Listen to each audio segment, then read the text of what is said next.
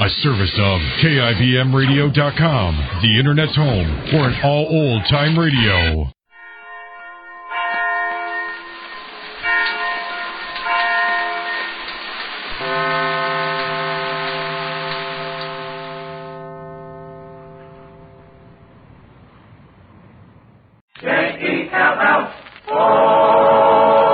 The Jell-O program, coming to you from the stage of the Rich Theater in New York City, starring Jack Benny, with Mary Livingston, Phil Harris, Dennis Day, and yours truly, Don Wilson.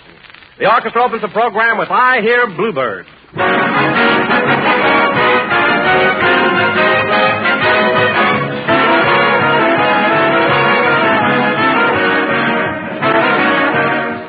You know, friends, it used to be common kitchen practice to measure ingredients by a pinch of this or a little dab of that. But that was long ago, before this modern scientific day of level teaspoons and exact oven temperatures. Nowadays, the wise housewife makes it a habit to be strictly accurate, not only in cooking and preparing recipes, but in buying the foods that go into those recipes. For example, women today don't ask their grocers for just a gelatin dessert. No, sir, they're much smarter than that. They ask for Jell-O. And in that way, ladies and gentlemen, they make sure every time of getting that rich, distinctive quality and flavor which has made Jell-O famous the world over. So protect your pleasure and your pocketbook as well by always asking for Jell-O by name. Look for those big red letters on the box. They tell you that here is America's favorite gelatin dessert, Jell-O.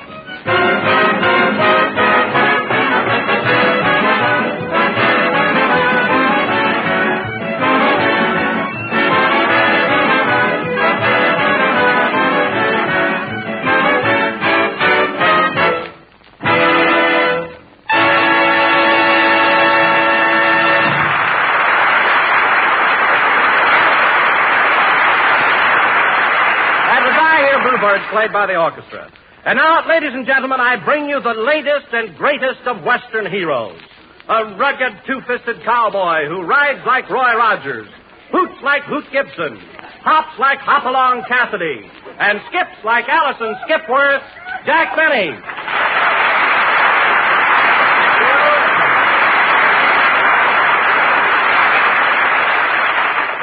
Thank you. Yippee again, folks. This is Two Gun Benny talking. Bang, bang. And, Don, I gather from your introduction that you've seen Buck Benny rides again at the Paramount this week. Tell me, how did you like it? Well, Jack, I'm not saying this just because I'm a friend of yours, but the picture was swell and you were great in it. Really? But I thought you told me it was going to be in Technicolor. We tried Technicolor, but it didn't work out. You see, Don, due to a peculiar pigment in my skin, I photographed plaid. In fact, you couldn't tell where my suit left off and my face began. Tell me, Don, how did the picture go over? Did the audience seem to enjoy it? Well, Jack, you mean to tell me that you haven't seen your own picture yet? Well, I've been meaning to, Don, but it slipped my mind. I must drop in there one of these days. Why, Jack Benny, what are you talking about? Mary, I'm speaking to Don. The idea of telling him a big fib like that. What do you mean, Mary? Well... Never mind. Jack got a job as an usher at the Paramount so he could see his picture 6 times a day. Now, wait a minute, Mary. That wasn't me at all. That was my cousin, Boo Boo.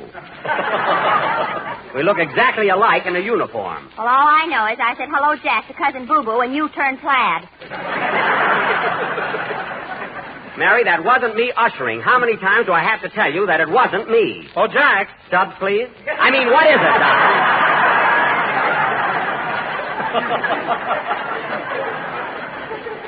See, Mary, you got me all confused. What do you want, Don? I can't imagine you're taking a job as an usher. Why, you can go in and see your picture anytime you want to. For heaven's sake, Don, are you going to fall for everything Mary says? I told you it was my cousin Boo Boo. We resemble each other, except that he has a mole on his chest. What are you laughing at? You got a hula dancer with a mole on yours. Now, Mary, for the last time, will you lay off? Lay off a Lalani. And if it's all right with you, I'd like to go back to where we were before you came in. Say, Don, did you see the reviews on the picture? They were swell, weren't they? Yes, they were, Jack, especially the one in Weekly Variety. Oh, I missed that. What did it say? It said, Buck Benny is very good entertainment. Well. And that Mark Sandridge, the director, had again exercised his hypnotic influence over you. Well, that's hypnotic influence. What do they mean by that? Well, I suppose it means that you're just a fair actor, but that Mr. Sandridge hypnotized you into being a great one. Hypnotized me? Well, that's a lot of baloney. I wasn't hypnotized at all. Then why were you laying in that department store window for a week? Oh, my goodness, I hope I was decent. Wait till I see Mark Sandridge. Take it easy, Trilby. Well, if you think I'm going to stand for that... Oh, hello, Phil. Hiya, Jackson. What are you burned up about? I just found out something. Were you ever hypnotized, Phil? What do you mean? You know, where everything goes blank and you don't know where you are. Yeah. Boy, was I hypnotized last night. Phil, there's a difference between hypnotized and paralyzed. So you were out celebrating, eh? Why not? Did you see the swell notices I got on our picture? What notices? Here's one right here. Get a load of this in yesterday's paper. It says, Phil Harris definitely scores, both as a comedian and a dramatic actor. Well. Let's have more of this sterling artist in pictures. Let's see that. Hey, wait a minute. That's not a movie review. That's in the letters to the editor column. Well, what about it? The public writes them, don't they? Public nothing. This letter is signed F. Remley. And Frank Remley is your guitar player. Of all the nerve. Take it easy, Jackson. Just because Frankie works for me don't mean he ain't sincere.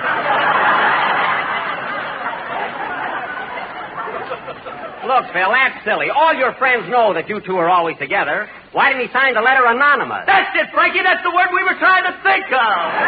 Yeah. Oh, brother. Phil Harris definitely scores. Look how he spells definitely. D-E-A-F.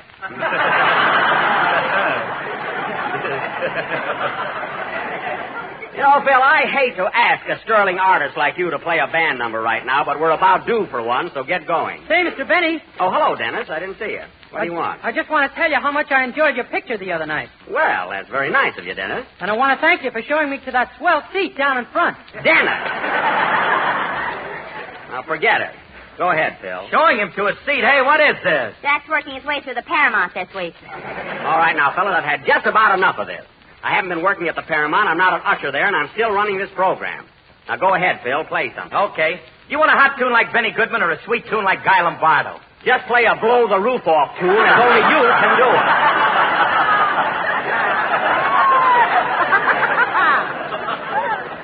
Soft tune like Guy Lombardo, yeah. Hit it. Hold it a minute. Answer the phone, Mary. Okay. You know, Phil, no matter what you play, it always sounds... Hello? Yes, he's here. It's for you, Jack. Mr. Whitman calling. Mr. Whitman? He says he's the manager of the Paramount Theater. Oh, yes. I better talk to him out in the hall. What's the matter with this phone? It's none of your business. I'll be right back, fellas. I wonder what he wants. Hello? Oh, hello, Mr. Whitman. Yes? Yes, this is number 32.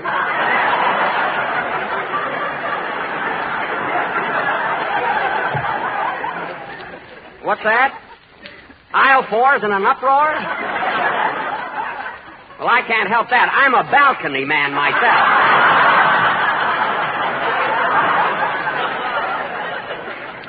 I know, but Mr. Whitman, but...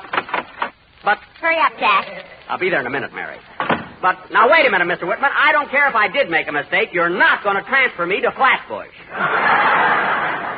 All right, I'll be over in a little while. Goodbye. Oh, gone, more complications. I knew I should have got someone to do my broadcast for me today. All right, Phil, go ahead with your number. What did the manager of the Paramount want to talk to you about? Mary got it wrong. It was the Paramount Clothing Company. They're making a suit for me. And they're sending the coat right over. But the pants are going to Flatbush. Now, Mary, I told you to lay off. Okay, 32. What's she talking about? Play, Phil. Mary, 32 is my waist measurement. Nah.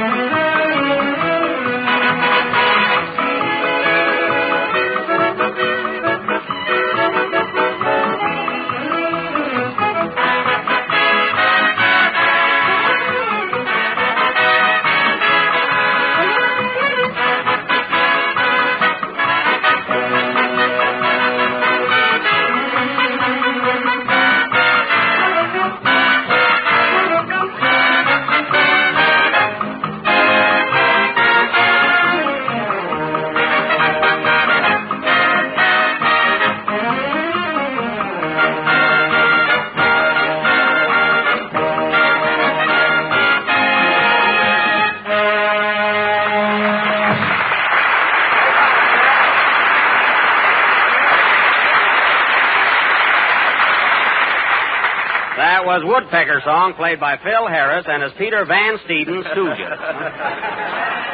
You know, Phil, I like these boys you borrowed from Van Steeden better than your own band. You do? Sure, they're real musicians. You notice how they keep their eyes on you when you're directing a number? Yeah, why did they do that? It makes me feel self-conscious.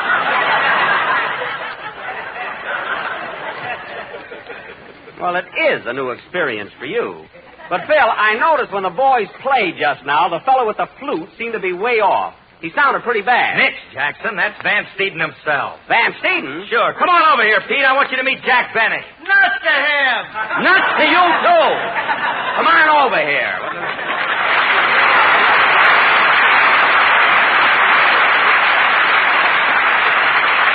Well, you got a nice reception there. How are you, Mr. Van Steeden? I feel like a piano.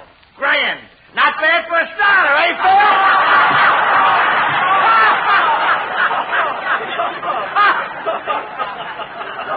Well, he's from the Allen program, all right.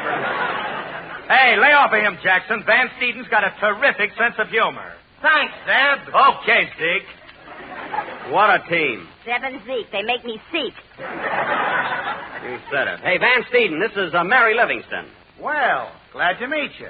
How about stepping out tonight, Livy? You should livey so long. Mary, don't be crudy. He's Mr. Harris's guest. Well, he's got a lot of nerve. I just met him, and right away he wants me to have dinner with him in the El Morocco. Mary, he didn't say a word about the El Morocco. Well, that's where we're going. Oh, you got it all settled. You hear that, Pete? You and Mary are going to the El Morocco. I ain't no Arab. Get it, Phil?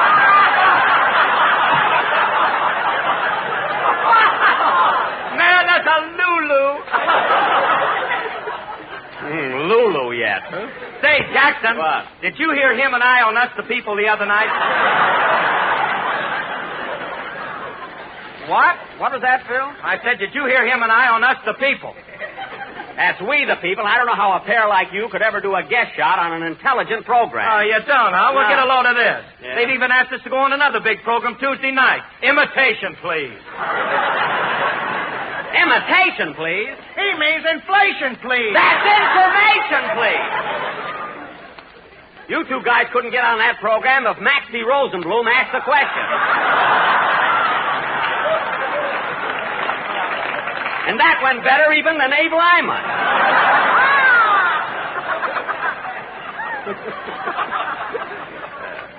Believe me. Listen, brother. What? Brother, you wouldn't be so hot on that program yourself. Oh, I wouldn't, eh? Well, here's some news for you, Phil. I was invited to go on Information, Please, only last week, but I didn't accept the offer. Why not? You didn't know anything. I knew enough not to go on, didn't I?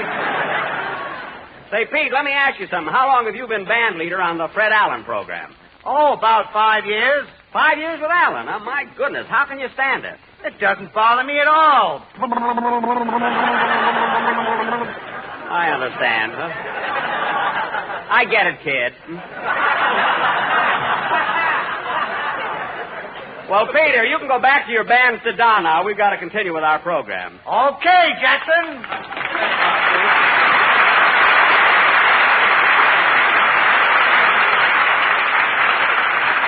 Yes, sir. Now, let's see. Oh, Dennis. Yes, please? It's about time for your song. What's it going to be tonight? I'm going to sing Say It from your new picture. And I dedicate it to my girlfriend, Miss Fifi LaRose.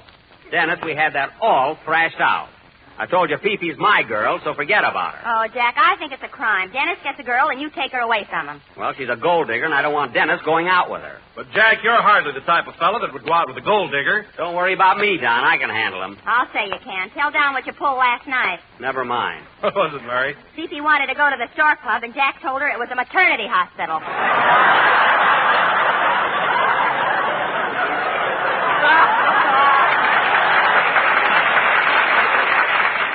Well, it worked. Anyway, we saw a wonderful movie instead. How was Rochester in it? Shut up. Now, Dennis, as long as you're standing there with your mouth open, you might as well go into your song. I never saw such a hectic... Hold it a minute. Come in. Hello. Hello. Am I intruding? Well, we are right in the middle of a program. Well, look, could I say hello to Don Wilson? My wife and I are his most ardent fans. Don Wilson? Yes. There he is. Say, aren't you the same... Oh, how do you do, Mr. Wilson? Well, how do you do? I'm so glad to know that you're such a loyal fan of mine. Oh, I'm a regular pest around my neighborhood. Everybody says to me, oh, you and your big fat Don Wilson.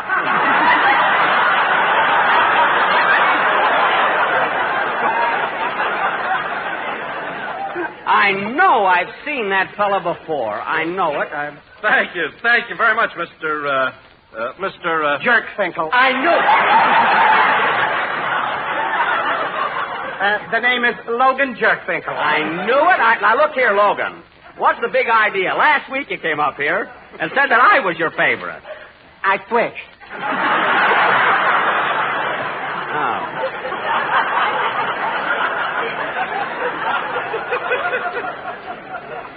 Well, frankly, Jerkfinkel, I'm disappointed in you. Oh, stop, Jack. You're a bigger Finkel than he is. Well, thanks, but I can't understand the guy. Last Sunday, he said that I was his number one entertainer. Well, look, Mr. Benny, comedy is all right, but when Don Wilson talks about Jell-O, it just makes me forget everything. Oh. Well, thank you, Mr. Jerkfinkel. Now, Mr. Wilson, I hope I'm not imposing, but would you mind saying a few words right now about my favorite dessert? Oh, I'll be glad to, Logan. Ladies and gentlemen, whenever you're in the mood for a tempting and appetizing dessert, run down to your neighborhood grocer and ask him for a package of Jell-O. Sing it, kid.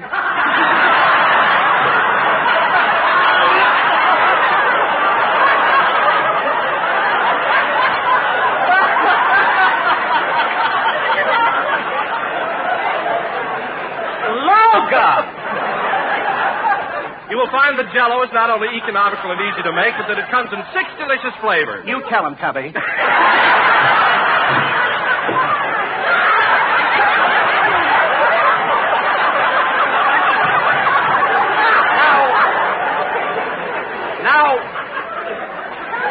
Now, please. So remember, ladies and gentlemen, always be sure to insist on genuine Jell-O. And look for the big red letters in the box. I just couldn't wait. Well, you heard what you wanted, Logan, so will you please go home? We got to finish our program and stop Wilson from laughing. All right. Where's the door? It's that thing with the knob on it. Oh, Goodbye. all right. Goodbye.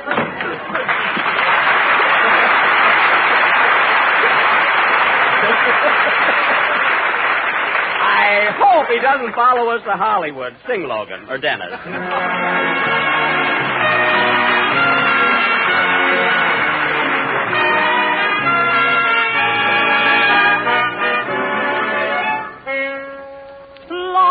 Love, don't be so cruel to me. Love, don't make a fool of me. Please give me just a sign.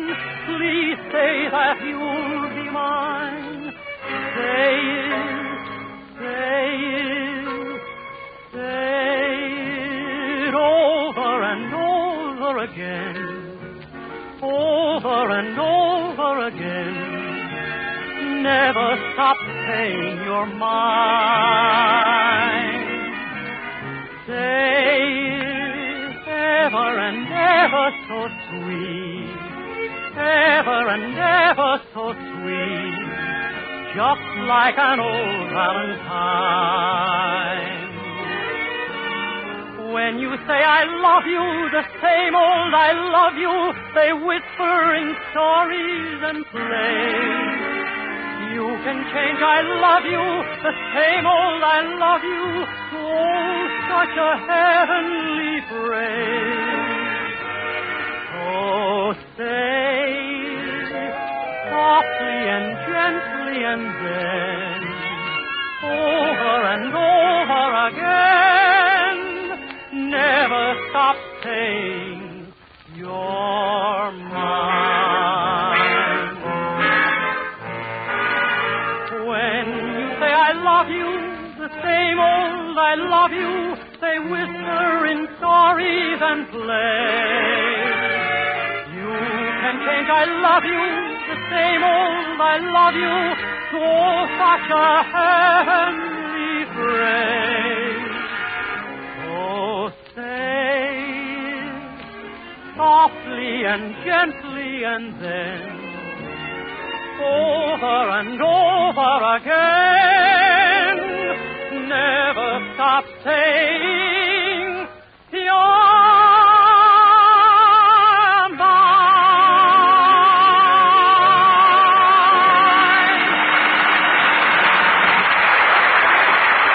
Yes, sir.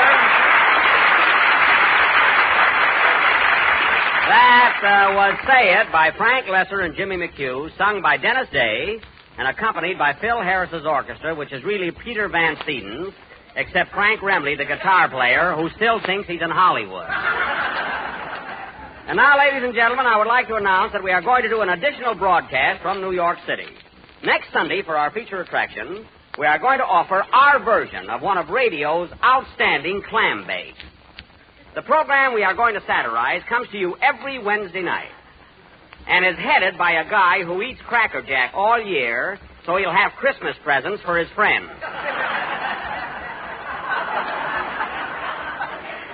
This ex-juggler also killed vaudeville.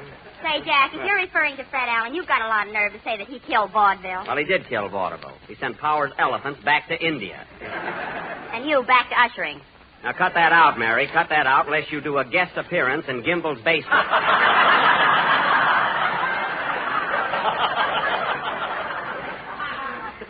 Anyway, folks, be sure and tune in next Sunday for our version of Town Hall Tonight. Say, Jack, while we're on the subject of Fred Allen, wasn't Rochester swell on his program Wednesday night? What? What'd you say? Rochester was on the Fred Allen show. Sure. Didn't you hear him, Jackson? Well, of course not. He sure spilled the beans on you, Mr. Benny.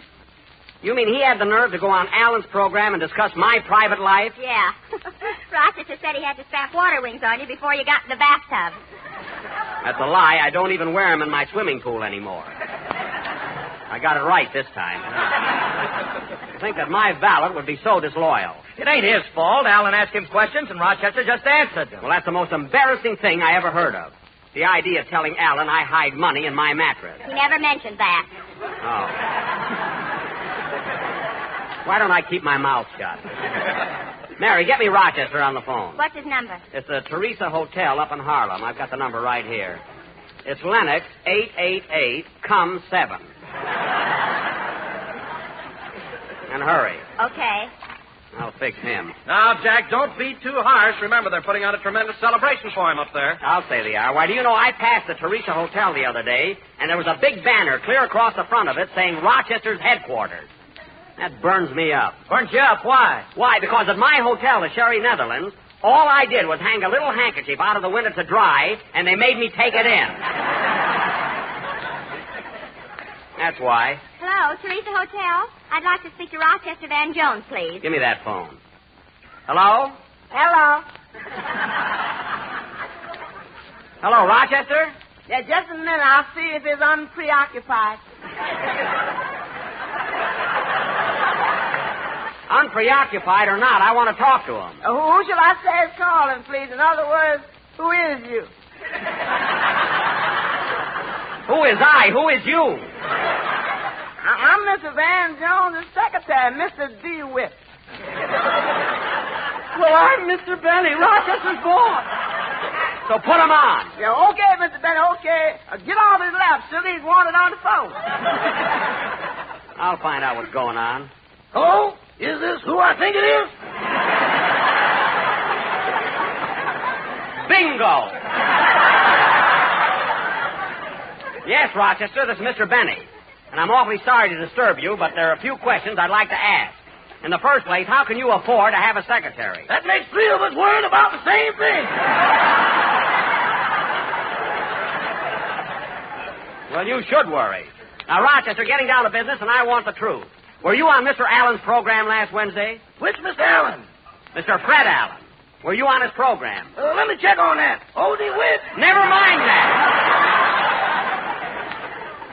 Now, let me ask you something, Rochester. Who gave you permission to appear on Mr. Allen's program? Mr. Allen? Oh, he did. Well, listen, who do you get paid by, Mr. Allen or me? I had a little trouble with both of you.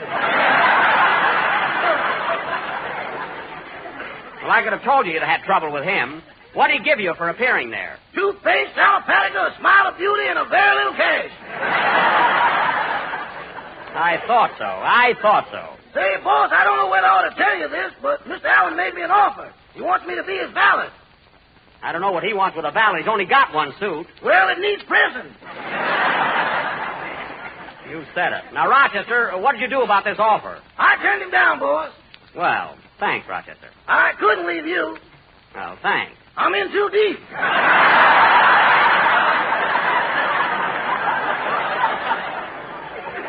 Rochester, if you're referring to the back salary I owe you, I'm saving it for you. Later on, I'm going to give it to you in a lump. I'd rather have you dribble it now. Look, Rochester, I didn't call you up to talk finance. I just want you to understand that you're not to appear on Mr. Allen's program again without my permission. Okay, boss. Make a note of that, DeWitt. And another thing, you can fire that secretary. That wouldn't do no good. He's a relative. I don't care what he is. Now, goodbye. Goodbye. Oh, say, Mr. Benny. What? Is it true we're going to stay here one more week? Yes, we are. I'll never make it. So long, boss.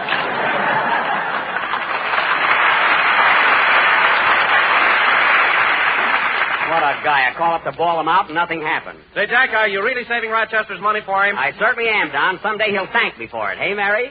Well, personally, I think Oh, that... look what time it is. Play, Phil. You'll have to hold that for next week, Mary. And now, ladies and gentlemen, let's all swing into spring with one of the grandest salads of the season.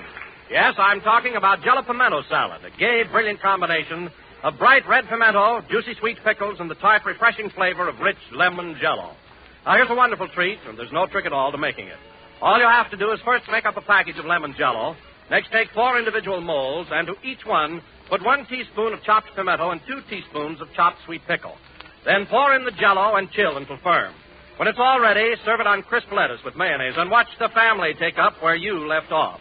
Tomorrow, order some lemon Jello from the grocer, blend it with crimson pimento and delicious sweet pickle, and decorate the dinner table with this new Jello treat, Jello Pimento Salad. Good night, Joni. Be a good girl, and this is the last number of the 30th program in the current Jello series. And we'll be with you again next Sunday night at the same time, broadcasting from New York City. Hey, Jackson, Marty Lewis of the Movie and Radio Guide is here, and he'd like to make an announcement. Oh, hello, Marty. Hello, Jack. Ladies and gentlemen, for the past few weeks, our magazine has been conducting its 7th annual Star of Stars poll. And I am very happy to tell you that Jack Benny was again voted the most popular comedian on the air. So congratulations to you, Jack. Thank you. In behalf of Movie and Radio Guide magazine and the millions of radio listeners, it gives me great pleasure to present to you this trophy.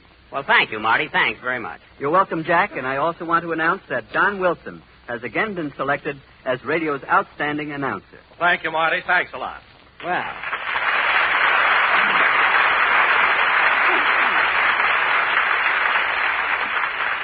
gee, a trophy and everything. I know just where I'm going to put this in my living room. Say, Jack. What? The manager of the Paramount just called up and said you better get over there right away, or else. Oh, yes, I must hurry. Lucky I got my uniform on under my suit. Good night, folks.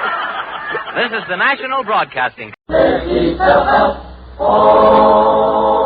The Jello program coming to you from the stage of the Ritz Theater in New York City, starring Jack Benny, with Mary Livingston, Phil Harris, Dennis Day, and yours truly, Don Wilson. The orchestra opens the program with, oh, gee, oh, gosh, oh, golly, I'm in love.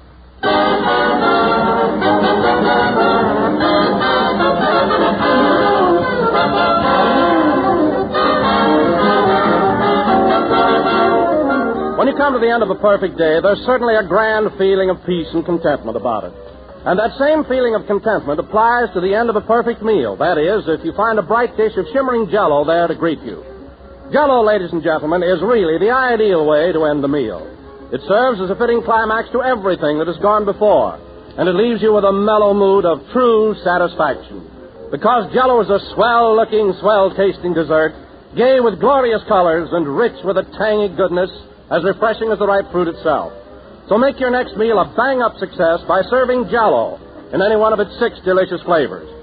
Incidentally, friends, this is National Restaurant Week, and I hope a great many of you will take the occasion to drop in at your favorite restaurant, where you'll always find Jello, one of the most popular desserts in the menu.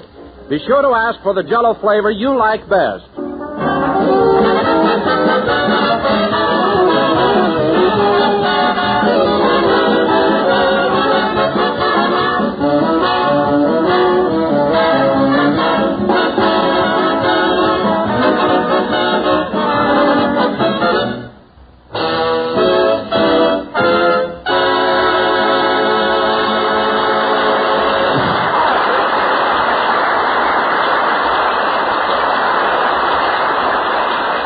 was Oh Gee, Oh Gosh, Oh Golly, I'm in Love, played by the orchestra. And now, ladies and gentlemen, I would like to announce that tonight marks the 9th radio anniversary of our Master of Ceremonies.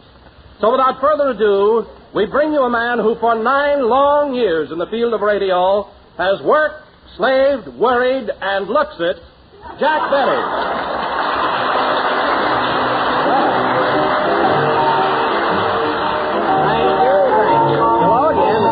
Who ain't what he used to be talking. And, Don, despite your left-handed approach, I want to thank you for remembering my radio anniversary. Don Sweet. Well, your title being 9 years of progression. Yes, it is, Don, and 6 of them with the same sponsor.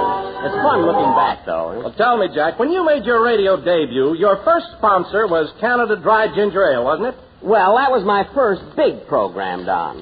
But before that, I did an early morning broadcast for Bixby's Bonnie Biscuit Batter.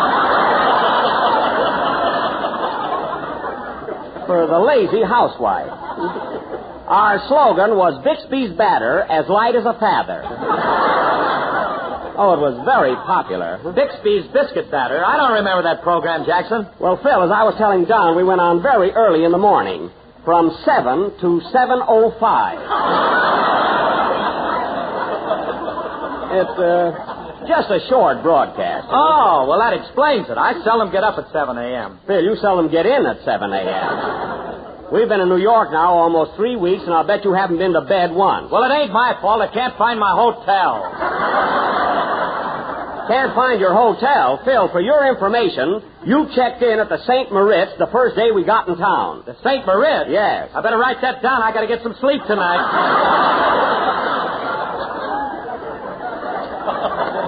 That's not a bad idea. Say, Jack, getting back to Bixby's Biscuit Batter, what sort of a program was it? Did you give morning exercises and all that? No, Don. I used to read recipes and poetry. I was known as Happy Jack, your 7 o'clock whistle. And my theme song was so cute. Would you like to hear it, fellas? Sure. You remember it, Jack? Do I? I wrote it. Get a load of this.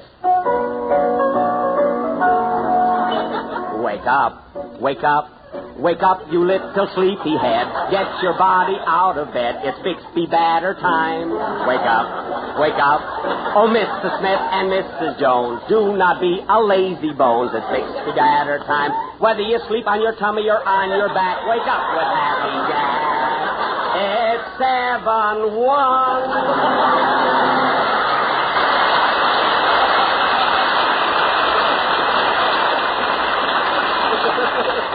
There. How's that, fellas? Well, to tell you the truth, Jack, that'd be pretty corny nowadays. Yeah. Corny nothing. That's class, bub. Thanks, Hezekiah. Anyway, Don, my listeners like it. It was a pleasure to start each day off with a smile. But I can't understand how you could be Happy Jack at 7 o'clock in the morning. Oh, that was nothing, Don. Before I got that job, I was on another program that went on at 5 a.m. 5 a.m.? Yeah, the only fan letters I got were from 4 roosters and a sleepwalker. Anyway, it was good training. Say, Jackson, what's the name of my hotel again? The St. Moritz. Write it down. Anyway, Don. I wonder if I got a room with a bath. I hope so. Anyway, Don, it was good training, and it gave me a swell start in radio. Ah, but I can't get over it. Broadcasting at 5 o'clock in the morning. You didn't have a sponsor then, did you? I certainly did. I was on the air for Newton's non-roll nightshirt. Their slogan was, your kneesies will never feel the breezies. I was on the air for 13 weeks, and I think I'm the only guy that bought one of those nightshirts. And you're still wearing it. Hello, Jack. Oh, hello, Mary. And you're wrong again. I don't wear a nightshirt. I sleep in pajamas, coat and pants. And a cap. All right. I maybe have one outfit like that, and you make an issue of it. You know, you might at least congratulate me on my 9th radio anniversary. Oh, I'm sorry, Jack. Congratulations on your anniversary. And may you continue to spread joy and sunshine for many years to come. Well, thanks. You make that up yourself? No, that was on the telegram. I was too cheap to send you. Oh, well, it's a thought that counts, I guess. You know, Mary, you ought Hey, Jackson, what street is the St. Moritz on? Central Park South, for heaven's sake. It's our last night in town. He's worrying about what hotel he's stopping at. Our last night in town. Are we going back to Hollywood tomorrow? Yep, first thing in the morning. Gee whiz, and I promised Mom I'd get over to Plainfield and see her again. I better call her up right away. Oh, yes, Mary. Your folks do live here in the East. How are they? Mom is fine, Papa's fine, my sister's married, and Uncle Otto, who came to visit us 8 years ago, is staying for a third term.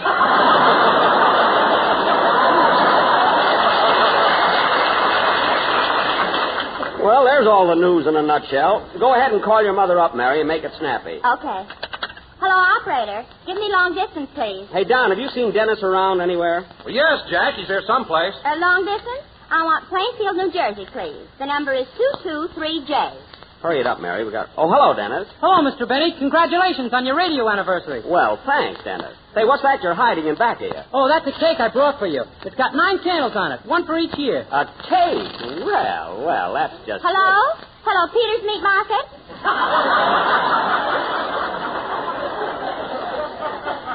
Will you please run upstairs and call Mrs. Livingston to the phone? Peter's Meat Market? Oh, is that you, Mr. Peters? This is Mary, remember? Oh, I'm fine. Say, Mr. Peters, do you still give away garters with leg of lamb? Mary, hurry up and get your mother. Will you call Mama, please? Okay, I'll wait. How do you like the cake, Mr. Benny? Oh, it's swell, Dennis, and the candles are all lit, aren't they? Well, blow them out, Jack. It's your anniversary. Okay. Hold it steady, Dennis. Here goes. Well, you got one of them. Yeah, hold it closer, Dennis. Here you are. Darn it. Hello? Oh, hello, Mama. This is Mary. Look, Mama, I won't be able to come over tomorrow because we're leaving for Hollywood.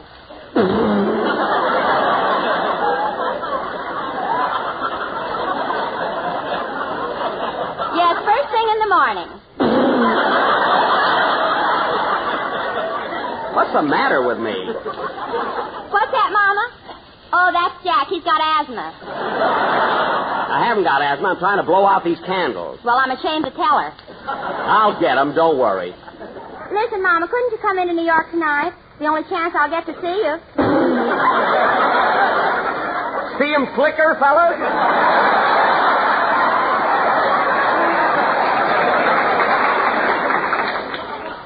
Well, all right, Mama. I'll expect you the first thing in the morning.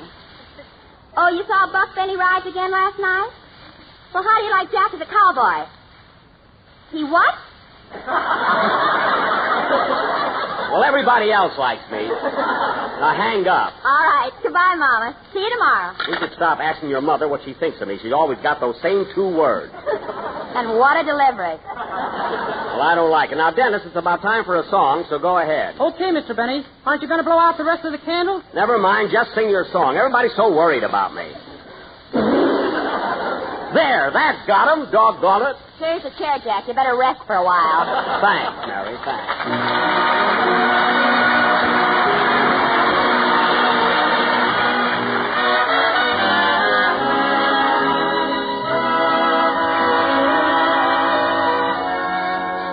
Somewhere there's music, how faint the tune. Somewhere there's heaven, how high the moon. There is no moon above when love is far away too. Till it comes true that you love me.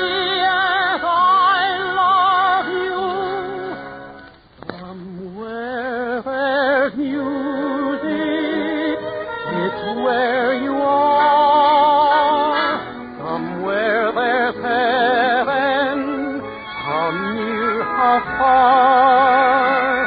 The darkest night would shine if you would come to me soon.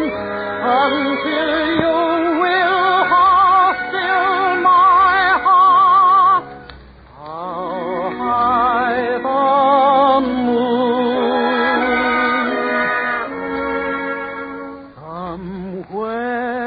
There's music, it's where you are. Somewhere there's heaven, how near, how darkest night would shine if you would come to me soon. Until you will, how still my heart, how high the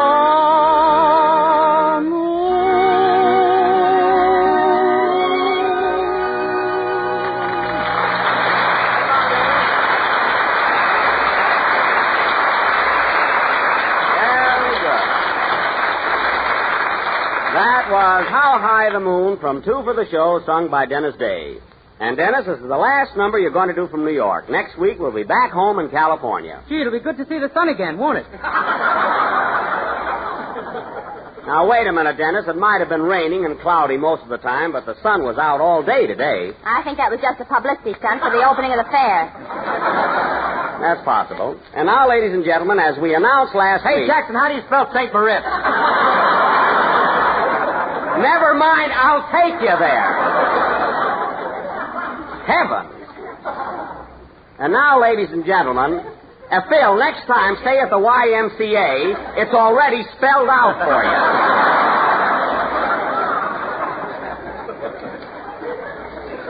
And now, ladies and gentlemen, as we announced last week, tonight, the Benny, even our best friends won't tell us players, will present their version of that well-known Wednesday night taffy pull, The Fred Allen Show, The Hour of Smiles.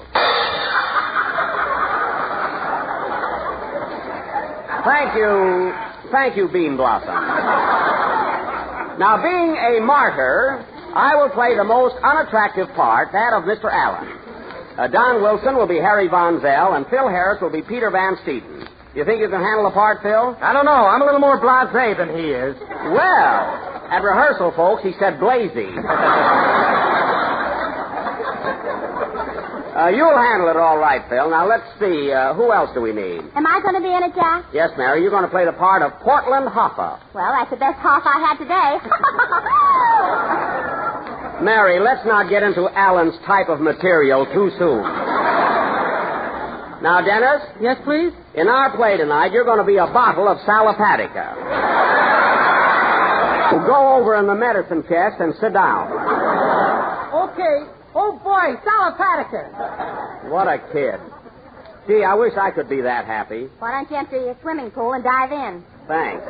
Well, I guess we're just about set now. But, Jack, how are you going to play the part of Fred Allen? Your voice isn't anything like his. Don, all I have to do is put a clothespin on my nose. I've got one right here. And now, folks, this little satire will go on immediately after the next number, which will be played by Peter Van Harris and his deadpanna troubadour. Hit it, boy.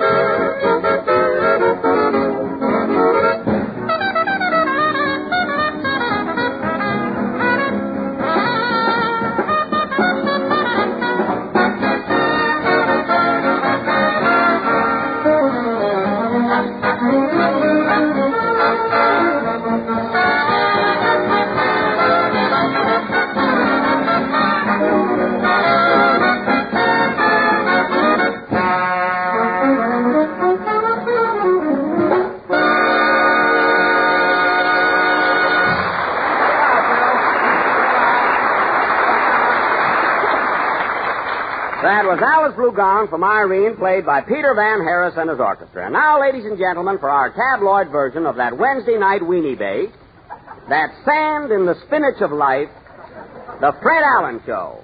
Mary, hand me that clothespin. Here you are, Jack. I want to Allenize my nose here. Wait a minute. Just a second. I want to get that on. Good. Let's see now. Me. That's him, all right. Okay, let's go. Good evening, ladies and gentlemen. This is Harry Von Wilson welcoming you to the Hour of Drones. 60 minutes of eggs and music. Eggs with our star comedian, Fred Allen. Music with Peter Van Harris. And our three songbirds, the Merry Mucks. So duck, everybody. It's the Fred Allen Show.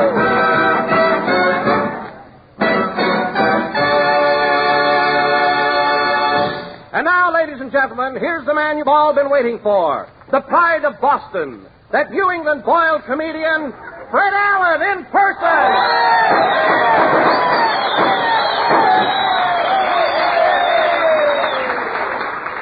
Thank you, and good evening, ladies and gentlemen. You know, Harry, a funny thing happened to me on the way to the studio tonight. Ho, ho, ho. I was walking down 6th Avenue, and a panhandler asked me for a $1 bill for a cup of coffee. $1 bill? Yes, he claimed there was a hole in his pocket, and a coin would slip through. Ho, ho, ho. Thank you, folks, thank you. Well, so much for good, clean fun. And now let us turn to the latest news of the week.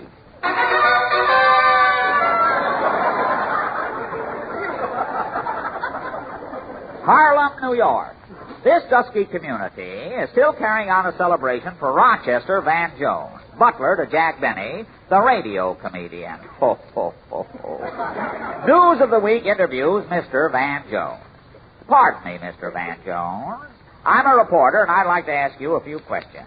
Tell me, have you been having a good time up here in Harlem? Have I? This turban I'm wearing is full of ice cubes. I see. Now, Mr. Van Jones, I understand you're in the employ of a Mr. Jack Benny. Is that correct?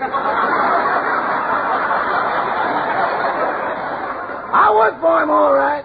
Now, what sort of a man is Mr. Benny? He's very pleasant, very pleasant. I see. Well, is he hard to get along with? Oh, no, sir. He's the finest man I ever met. Pure gold, pure gold.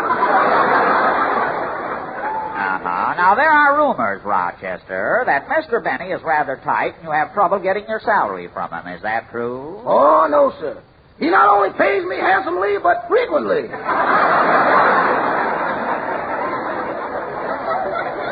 I see. And you're sure all of this is the truth? Definitely.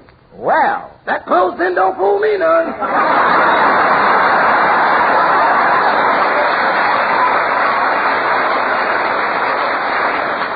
Well, thank you very much, Mr. Van Jones, and I'll see you later. So long. So long, boss. That was Peter Van Harris playing. Da-da-da-da-da-da.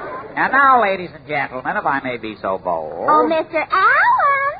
Mr. Allen! Well, look who's here. I'll be darned if it isn't Seattle. Hello!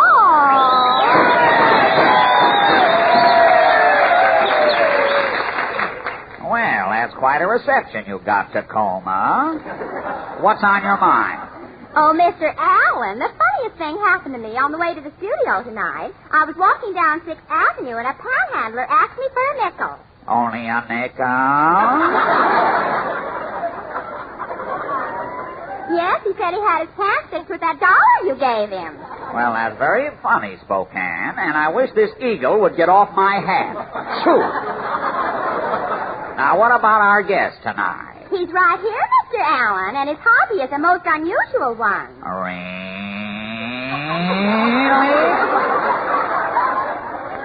Yes, this gentleman is an amateur street cleaner. Well, that's very interesting. How do you do, sir? Hiya, chum. Now, young fellow, how did you happen to develop such an unusual hobby? Well, I'll tell you, chum. I'm walking down the street one day, and all of a sudden I sees a mug in a top hat throw away a longie. A longie? Yeah, a cigar. A butt that has possibilities. I see. So I fixed it up, and I've been doing that ever since. Oh, you're a bump. Yeah. Well, one more won't hurt this show. Porty, now tell me, my retriever of nicotine. Tell me, what type of men throw away stogies with the greatest possibility of salvage? Well, bankers mostly. But once in a while, I get some actor. Yes, actors are notoriously carefree. Yeah, all but Jack Benny. That guy don't throw him away till his bridge work is on fire. Oh. Well, thanks for coming up. Now get out.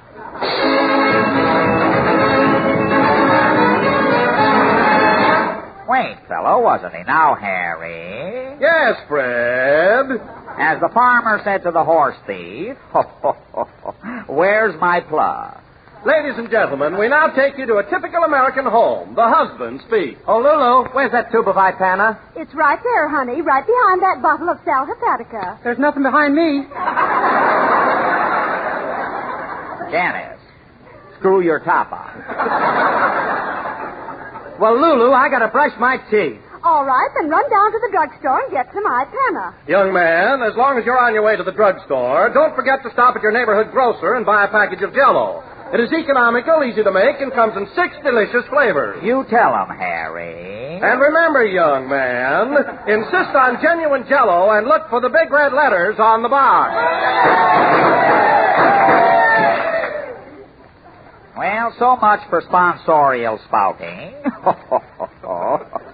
And now, ladies and gentlemen, our own musical madcaps, the Merry Mucks, will render a special arrangement of that popular song entitled, She Was Only a Pipe Maker's Daughter, But Oh, What Stems.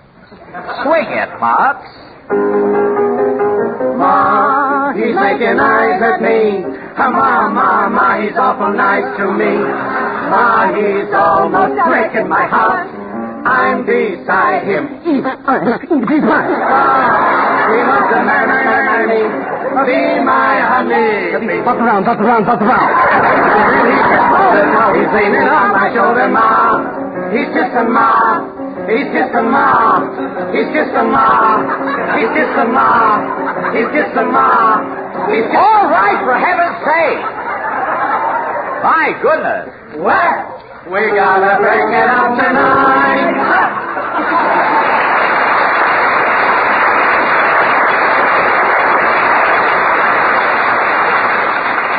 Ma, he's making eyes at me, sung by the Merry Mucks. And now, ladies and gentlemen, oh my goodness, look at that man in the control room waving his finger at me.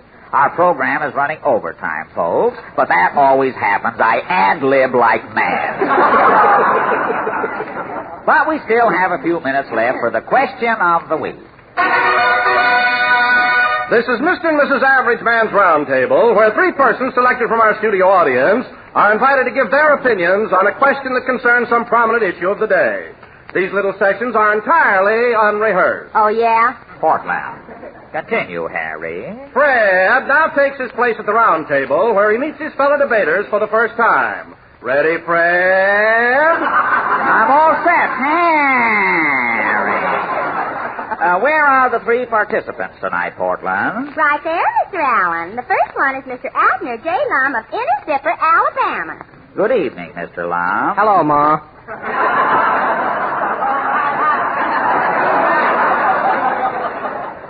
Our next guest is Miss Minnie Tonka of Minneapolis, Min. Minnie Tonka. Well, glad to have you with us, Miss Tonka. Tonka very much. Now, who's our 3rd guest, Porty? Oh, there I go, ad-libbing again. The name is blurred here, Mr. Allen. I can't make it out. Oh, yes. What's your name, Mr. Jerkfinkel.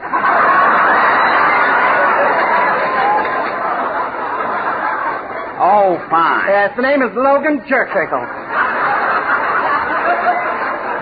Well, I might as well make the best of it. Now, Logan, here's the question of the week. Quiz me, kid.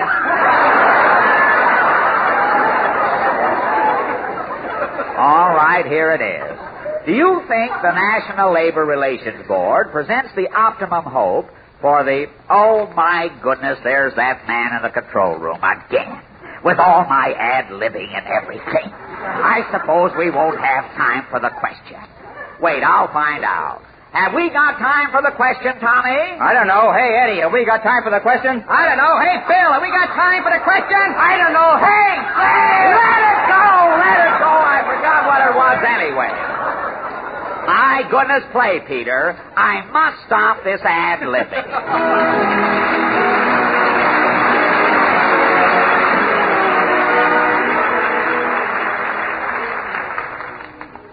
Ladies, do you ever find yourself at a loss when it comes to thinking up something new for dessert?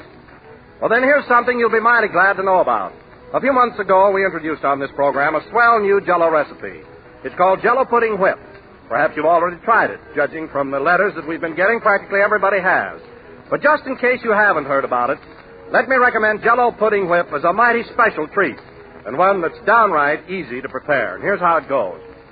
Take 1 package of Jell-O, any flavor, and 1 package of Jell-O vanilla pudding, and make them up as you usually do. Then chill the Jell-O and whip as directed on the box. Next, chill the Jell-O vanilla pudding and add to it whipped Jell-O, beating constantly until blended. Then mold and get all ready to enjoy something really distinctive, really delicious. It's a treat that's truly out of the ordinary.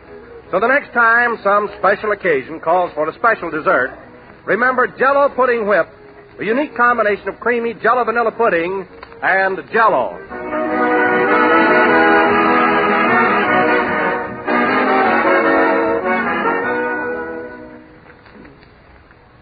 This is the last number of the 31st program, darn this clothespin, in the current Jell-O series, and we will be with you again next Sunday night at the same time, broadcasting from Hollywood, California. Mary, help me pull this clothespin off. Oh, leave it there. On you, it's becoming. All right. Good night, folks.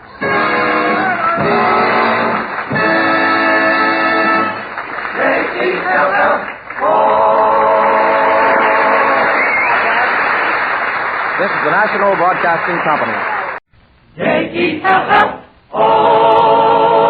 The Jell-O program coming to you from Hollywood, California, starring Jack Benny with Mary Livingston, Phil Harris, Dennis Day, and yours truly, Don Wilson. The orchestra opens the program with My Wonderful One, Let's Dance.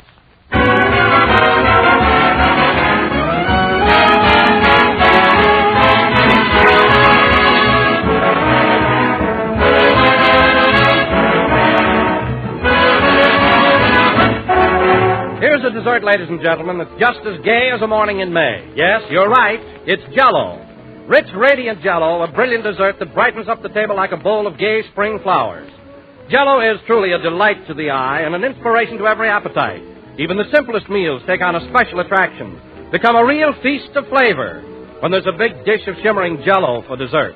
No matter which one of Jell-O's 6 glowing colors you choose, you'll have a dessert that looks like a million.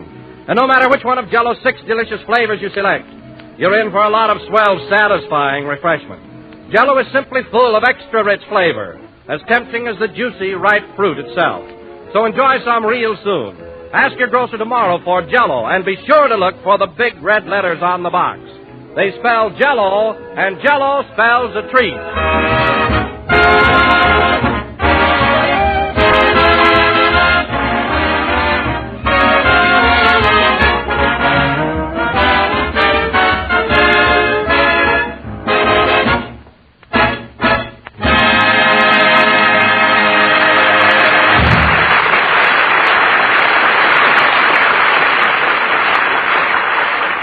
That was My Wonderful One, Let's Dance, played by the orchestra. And now, ladies and gentlemen, for our program tonight, we're going to reenact the events which occurred on our recent airplane trip from New York to Los Angeles. The time is last Monday morning, and as the scene opens, a taxicab carrying Jack and Mary is approaching the New York Municipal Airport on Long Island.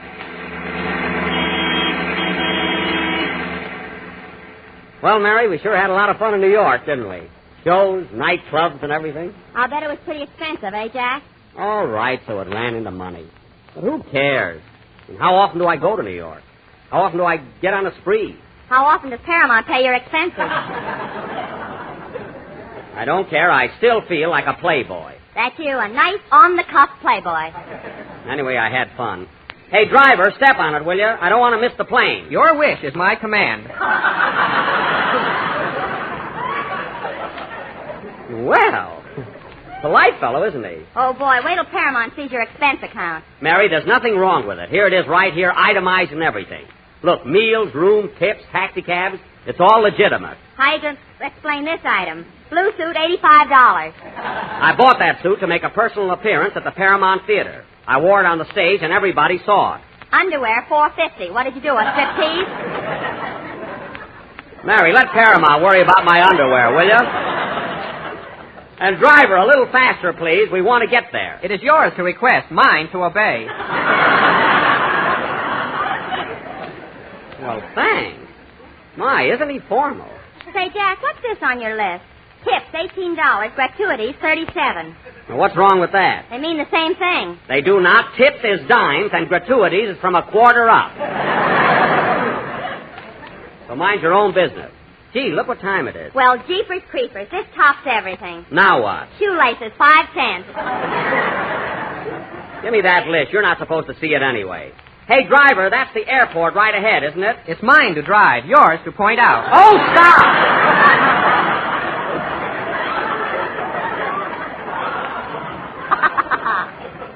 Yep, that's the airport, all right. Wow, look at all those planes. Yeah. Just think, 18 hours and we'll be in California.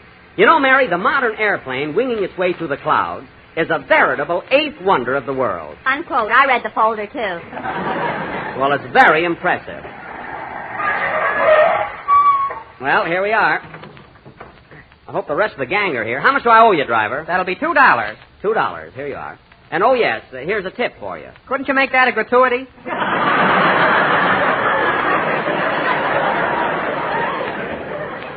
All right, here's a quarter. Goodbye, driver. Goodbye. If you like me, tell your friends. If not, tell it to Sweeney. 16,000 cab drivers in New York, and I have to get a philosopher. Come on, Mary, the others are probably inside. Here comes Don Wilson now. Where? Oh, yes, and Dennis is with him. Hey, fellas! Oh, hello, Jack. Hello, Mary. Hey, well, Dennis, a few minutes more, and we'll all be flying back to California. Are you thrilled? I'll say. But you know, Mr. Benny, I've never flown before. Is it scary?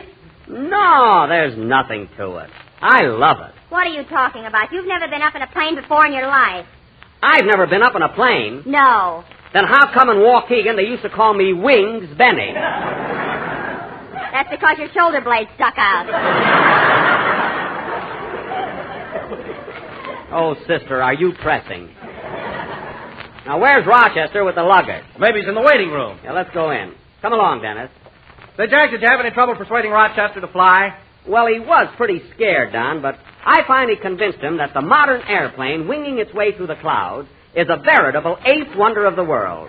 That sold him. Gee, it's a beautiful station, isn't it, Mary? Yeah, I'm going over to get a magazine. Okay. Bring me a couple of cigars. You want those stinkers, or is Paramount paying for them?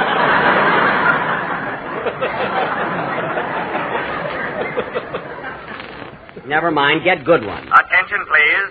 TWA Flight 9, the Sky Sheep to Los Angeles, now loading at gate number 10. All aboard, please. You hear that? They're loading the plane, and Rochester isn't even here yet. You don't have to worry about Phil Harris. There he is over there. Oh, yeah. And look at that beautiful girl with him. Yeah. That's for me. Dennis, come back here. Well, I'll go over and get Phil. Be right back, fellas. Well, we'll be shoving off pretty soon, honey. Gosh, I hate to leave you. Gee, Philsy, I'll be so lonesome without you. Sure had a lot of fun these last couple of weeks, huh, Sugar? It's been heavenly. Oh, hello, Phil. I didn't see you. Hiya, Jackson. You all set to leave? Yep. And, well, who's this gorgeous creature? Oh, pardon me. Jackson, I'd like you to meet Miss... Oh, fine. Some romance. What is your name, honey? Minnie Jerkfinkle.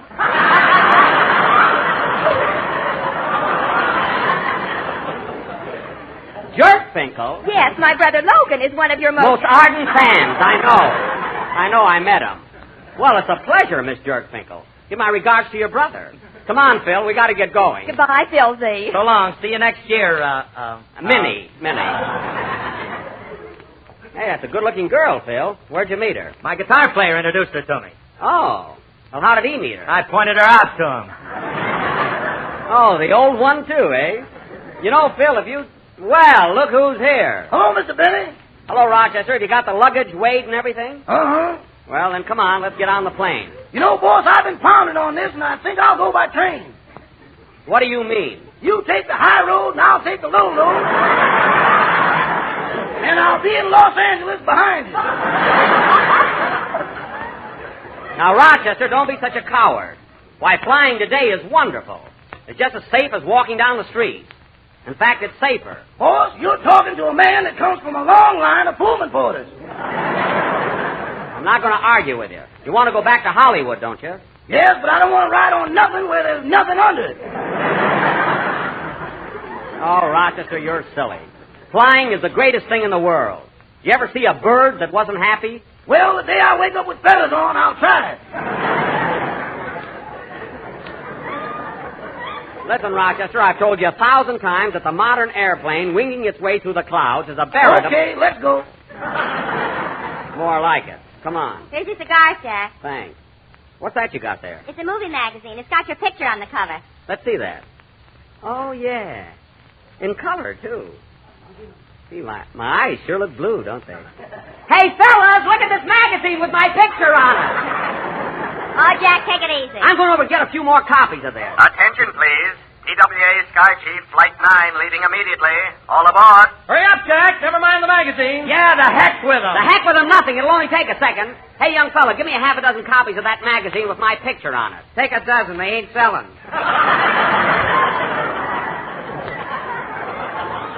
All right, give me all of them.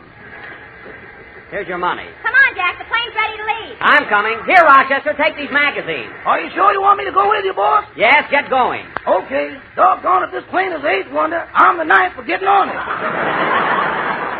And stop talking to yourself. Come on, Jack. We're coming. We're coming.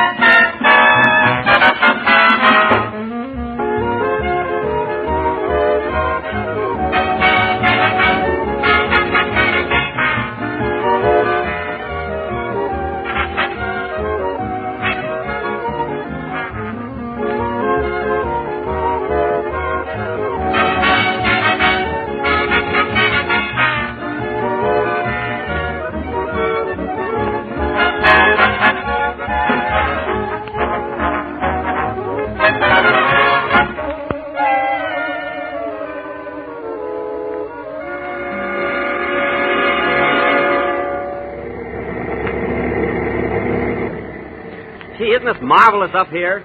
Hey, Mary, see the airport way down there? Yeah, it sure looks small, doesn't it? Yep. How do you feel, Dennis? Oh, boy, this is fun. It sure is. Hey, Rochester, look at the airport way, way down there. Describe it to me. I ain't looking. What a baby. Jack, we're flying over the East River now. Look at the skyline of New York below us. Oh, yeah. Isn't that thrilling? Rochester, look at that skyline. Boss, please.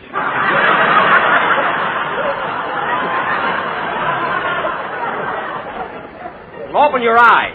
Hey, Phil, what do you want, Jackson? Excuse me a minute, honey. Honey?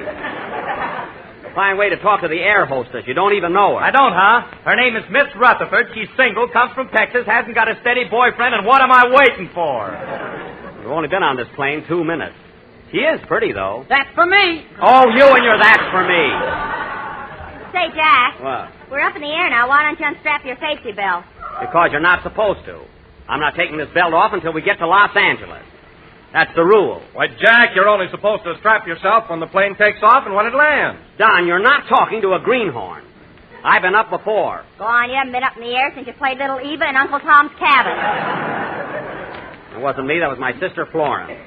I played a bloodhound in that. And I got a blue ribbon, too. Well, is everybody comfortable up here? How are you, Mr. Benny? Oh, I'm fine, Miss Rutherford. Just fine. You know, Mr. Benny, you can unstrap your belt now. Oh. Have they changed the rules? You see, in the old days, when I was a test pilot, we used to stay strapped in all the time. Oh, were you a test pilot? Yes. He used to try out pitchforks in a livery stable.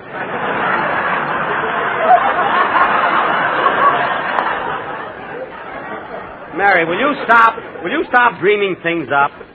Oh, Miss Rutherford, my ears have been buzzing a little bit. Is that on account of the altitude? Yes, that's caused by air pressure on the eardrums. Now just swallow real hard and you'll be all right. Oh, okay. Oh.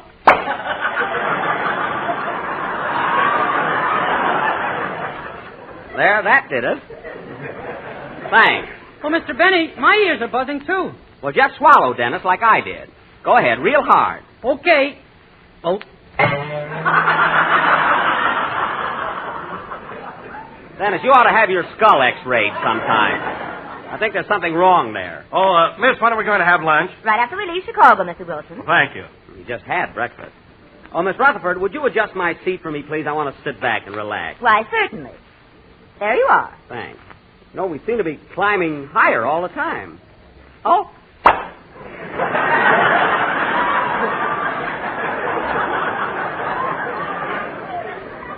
There I go again. Me too. I wonder what does that.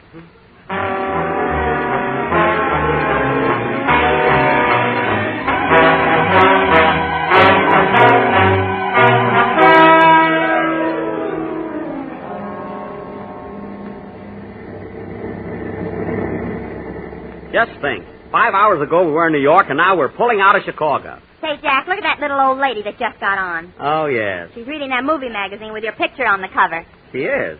Well, pardon me, madam. You know, that's my picture there on the cover. Eh? I said that's my picture on the cover. They sure touched it up, didn't they? Well, a little, but I think it's a good likeness. Hey, Rochester, you feel better now? Oh, I feel fine, boss. Good. How about playing a game of casino? I left the cards at home. Well, what of it? We can get a deck of cards from the hostess. I can't win with them. Oh-ho! So that's it. Well, Rochester, that $9,000 I owe you is automatically canceled. Oh, Mr. Benny, if you look out of the window now, you'll notice that we're passing over Waukegan. Waukegan? Oh, boy! Everybody stop reading and look out the window. Hey, Phil, look at Waukegan. Don't bother me. I'm doing a crossword puzzle. Look, Mary, there's the city hall. Oh, yeah, I see the dome. Well, I'll be darned. There's Mayor Tallcott sitting on the flagpole. Hey, Bidey! Hiya, Jack.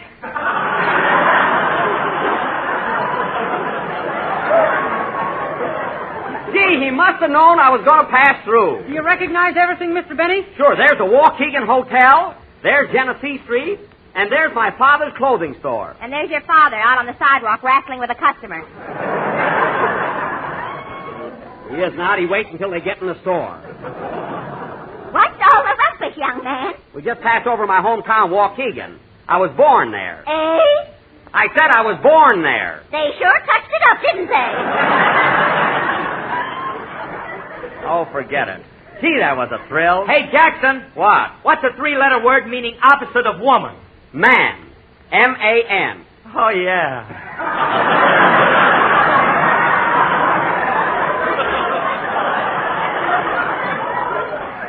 You know, Mary, he's been working that crossword puzzle ever since we left New York. Miss Rutherford, we're going to have lunch pretty soon? In just a minute, Mr. Wilson. Well, thank you. Pardon me, young man. Are you John Wilson, the radio announcer? That's right, madam, and I broadcast for Jell-O. Eh? Jell-O. Go to your neighborhood grocer and ask him for a package of Jell-O. What's that you sell again? Jell-O, madam. It comes in 6 delicious flavors, and look for the big red letters on the box. I sure will. Don, if I didn't know that lady was a total stranger, I'd swear this was a plug. I really would. Hey, Jackson. What? What's a 9-letter word meaning musical organization? Orchestra. Oh, yeah, that was a toughie. And he's a musician. Say, Mr. Benny. What is it, Dennis? Well, Sunday is Mother's Day, so I was wondering if I could sing my song now and dedicate it to Miss Rutherford, our hostess. Dedicated to Miss Rutherford? What for? Well, all during this trip, she's been just like a mother to me. Me too. Drat it. Go ahead and sing, Dennis. Hey, Jackson, orchestra don't fit. I gotta have a 9-letter word. Well, how many letters do you get out of orchestra? Hey, O-R-K-I-S-T. Phil, just take your pencil and make the white squares black. That's your speed. Sing, Dennis. Okay. And stop swallowing. O-R-K-I-S. What a guy.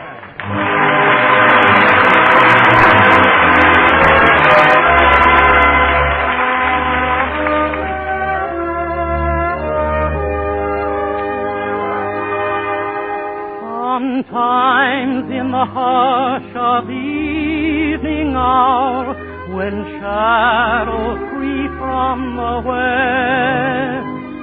I think of the twilight songs you sang and the boy you loved to rest. The wee little boy with tall little head that long, long ago was thine. I wonder if sometime you long for that boy. Oh, little mother of mine.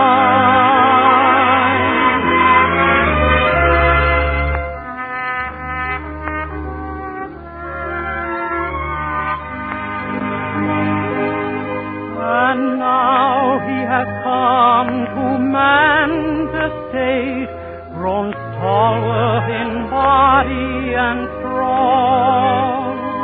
You'd hardly know that he was a lad you loved with your slumber song.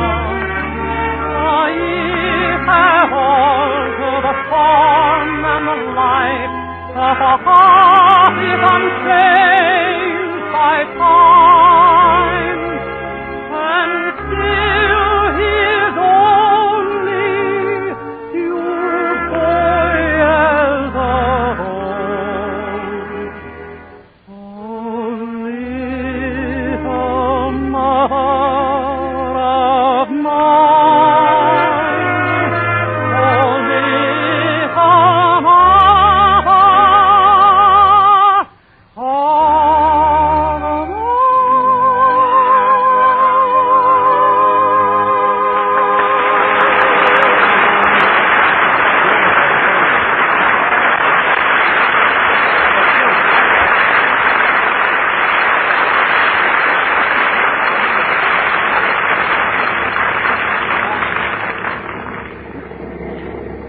That was very good, Dennis. Ought to go over swell on the program Sunday. I hope so. Say, Mary, that fried chicken looks pretty good. Give me a bite, will you? Why didn't you order some when we did? I wasn't hungry then. Oh, Miss Rutherford, I'll have a luncheon tray, please. I'll bring it right in, Mr. Benny. Thank you. Hey, wait a minute. Who took this magazine and drew a mustache on my picture? Did you do it, Mary? No, I didn't think of it, darn it. Well, someone did. Did you, Phil? Not me. Was it you, Dennis? No, Mr. Benny. Well, who did? I did. You want to make something out of it?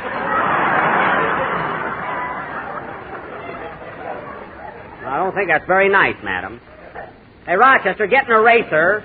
Get an eraser and remove this mustache from my picture. Okay, boss. Should I uncross your eyes, too? Yes, and fix up that tooth she blacked out. Now, go ahead. Why can't Mr. Harris do this and I'll do the puzzle? I don't care who does it, but get it done. By the way, Rochester, how do you like flying now? Just fine. You know, boss, I think I'll buy an airplane when I get to California. You better wait till your yacht is paid for. You're the down payingest man I ever saw. You buy more things that you can't keep. You're right, boss. I've had everything repossessed but my first wife. I'm not surprised. Here's your soup, Mr. Benny. I'll have your chicken ready in a minute. And some mashed potatoes, please. Gee, isn't this marvelous? Imagine eating soup while sailing through the air at 200 miles an hour. See, just like we were right at home.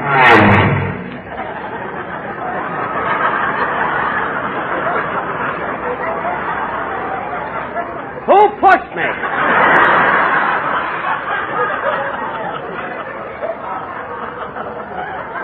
Nobody pushed you. We just hit an air pocket. Well, get me a towel. I got clam broth all over my blue suit. You mean Paramount's blue suit? I mean, get me a towel. Wish the pilot would watch where he's going. Now cut that out!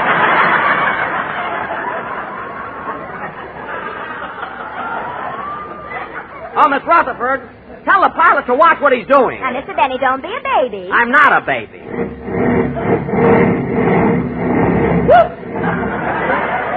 Now we're pitching. Oh, boy, this is fun. Fun? Gosh, I'm getting started. Are you dizzy, young man? No, I'm all right. I'm fine. What's the trouble, Jack? No trouble at all, Don. I said I'm all right. You look kind of pale, Jack. Are you sick? No, I'm not sick. Then what's that you got in your lap? The Davis Cup?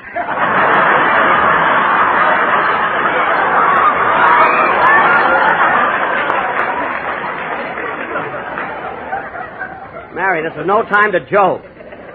Now stop. Here's your fried chicken, Mr. Benny. Oh. Later, please. Open that air vent a little more there, Rochester. And put down my chicken. I'll be all right in a few minutes. Okay, boss, I'm sorry.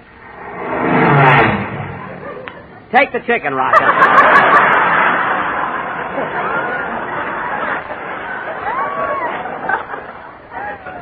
Go ahead. Thanks, boss. Can I do something for you, Jack? Yeah, stop staring at me. Oh, Mr. Benny, why don't you drink a glass of water and hold your breath? Dennis, holding your breath is for hiccup. That's all you need. Gosh, I can't understand it. I felt so good just a minute ago. And now, oh. Everything happens at once.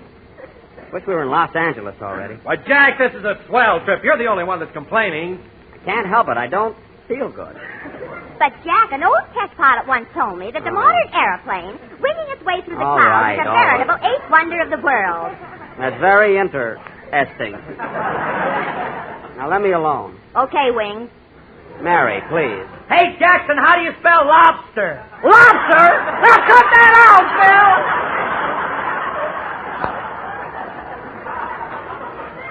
The heck with your puzzle. How do you feel now, Mr. Benny? Not so good, Miss Rutherford. Well, I'll sit right by you and hold your hand. Gee, thanks.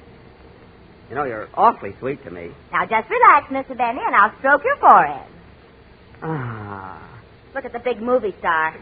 Let me alone, Mary. Gee, Miss Rutherford, your hand is so soothing and so cool. So cool.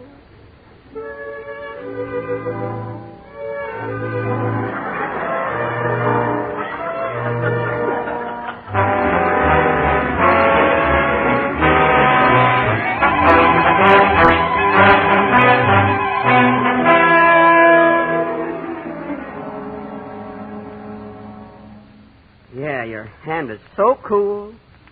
So cool. Thanks, boss. Rochester! Where's Miss Rutherford? Where's everybody? They got off the plane. We've landed. Oh, my goodness. You mean we're in Los Angeles? Sure, boss. Let's go. Well, gee, we're here already. And I feel swell. Rochester, wrap up that fried chicken. I'll eat it on the way home. Okay. Don't wrap it in my picture. Boy, just think. 18 hours from New York to Los Angeles.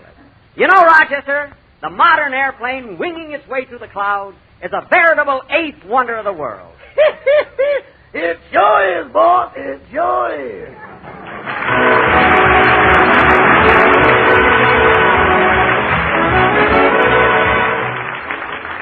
And now, let me tell you about one quick, easy way to answer that day-after-day question of what shall we have for dessert. Now, here's the whole trick.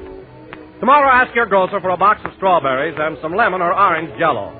Then when dinner time comes, surprise and delight the family with a swell new Jell-O dessert, Jell-O cubes with strawberries.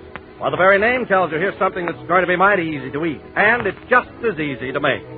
All you do is first prepare one package of lemon or orange Jell-O in the usual way and turn it into a pan to chill. Now, when it's firm, cut into cubes and arrange these cubes in sherbet glasses along with sweetened sliced strawberries. Then serve it either plain or with cream, and believe me, the smiles around the table will be just as bright as this gay Jell-O dessert itself. Yes, for full, rich flavor and tempting appearance, Jell-O cubes with strawberries certainly rates for the best. So, friends, try this new Jell-O creation tomorrow.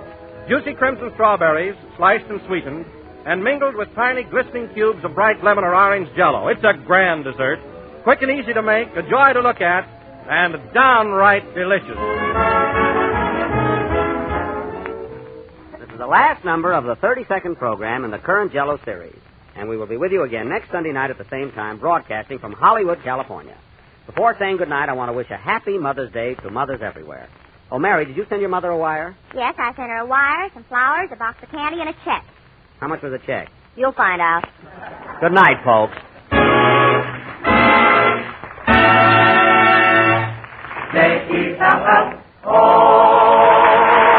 sure to listen to the Aldrich Family, heard in most communities every Tuesday night. Consult your local newspaper or movie or radio guide magazine for the day and exact time of the Aldrich Family. This is the National Broadcasting Company.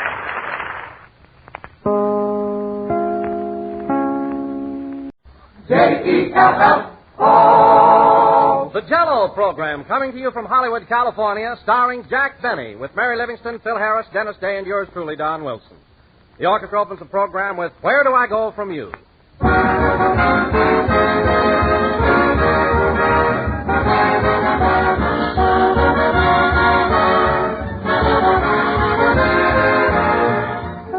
You know, it's really true that somehow the better a dessert looks, the better it tastes. In fact, that's one of the big reasons why so many people find Jell-O such a marvelous treat. Because there's a world of extra pleasure in eating a dessert that looks as gay and inviting as does Jell-O. Jell-O has a distinctive beauty all its own. There's the rosy pink that reminds you of ripe red strawberries, the bright crimson that makes you think right away of plump, juicy raspberries, as well as all of the other rich, tempting Jell-O colors. And each glowing color is just as attractive. Each grand flavor is just as delightful and refreshing as the juicy, ripe fruit itself. So, friends, enjoy a shimmering mold of glorious Jell-O right away quick, possibly tomorrow. Ask your grocer for several packages of Jell-O in all of Jell-O's 6 delicious flavors. But be sure to ask for it by name, because Jell-O is a trademark, the property of General Foods. And those big red letters on the box assure you of getting the flavor that made Jell-O famous.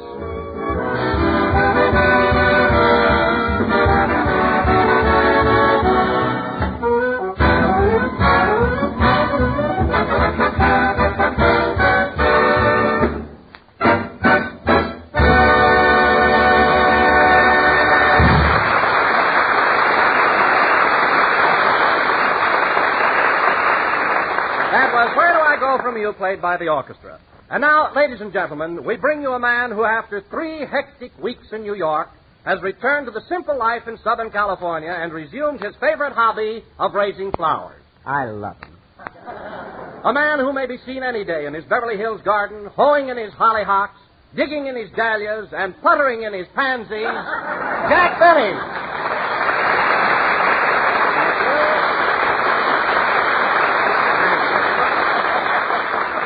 Thank you. Jell-O again. This is the man with the hoe talking. And, Don, I'm glad you gave me that introduction because it brought out a side of me that most people don't realize. Benny, the nature lover. Well, Jack, I didn't realize it myself until I read in the paper the other day that your petunias had won first prize in the Beverly Hills Flower Show. My petunias? They only won third prize, Don. They should have come in first, but they weren't trying. Weren't trying? No, they just sat there in their pots and drooped.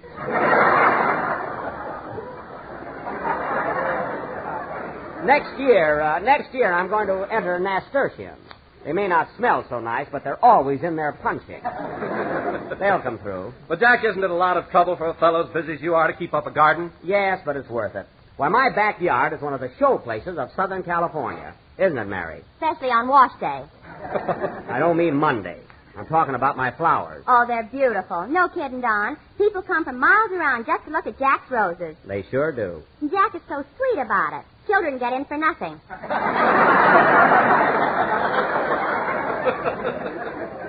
Mary. Adults a quarter. Now, wait a minute, Mary. That 25-cent admission isn't just for the roses.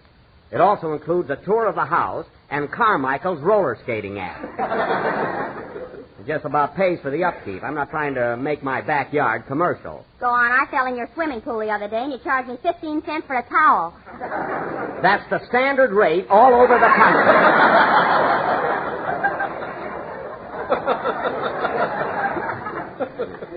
Anyway, I was talking to Don about my flowers. Well, tell me, Jack, what else do you raise in your garden besides petunias and roses? Oh, many varieties, Don. For instance, I have some beautiful dianthus caryophyllus. Those are carnations. And then I've got some lovely Bocania cordata. Those are gardenias. My goodness, Jack, I'm surprised that you have such a complete knowledge of botany. Oh, I have. For instance, Don, come here a minute. For instance, you wouldn't think to look at a flower that, well, I'll tell you about it later.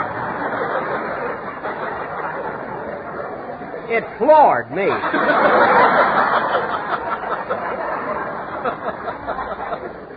And you know, Don, I've been very successful lately experimenting with the improvement of various species of plant life. Is that so? Well, I think it's a shame, Jack, the way you go around telling people you perfected a cactus without needles. Well, I did. That cactus in my yard doesn't have a needle on it. It's just as smooth as can be. Sure, you lather it up and shave it every morning. I do not, and that's a fine way to talk after the break I've been giving you on flowers lately. Some break. You've been charging me 75 cents a dozen for carnations, and I can get them at the florist for 60. The white ones with the pink edges?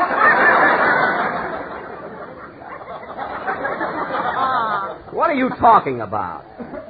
Oh, hello, Phil. Hiya, kids. What's the topic of conversation? That's topic, Phil. And we're discussing flowers, a subject which would hardly intrigue you. In fact, you know nothing about them. Is that so? I love flowers. You love flowers. Certainly. Why, I woke up this morning in a bed of tulips. Phil, wherever you fall, that's where you wake up. You haven't been interested in flowers since dandelion wine went out.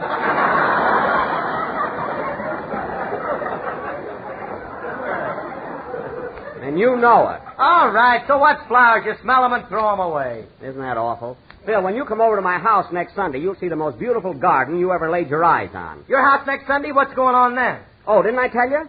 I told Don and Mary before the broadcast. You see, our sponsor, Mr. Mortimer of General Foods, happens to be in town, so I'm throwing a little party for him. Incidentally, Jack, has General Foods picked up your option for next year?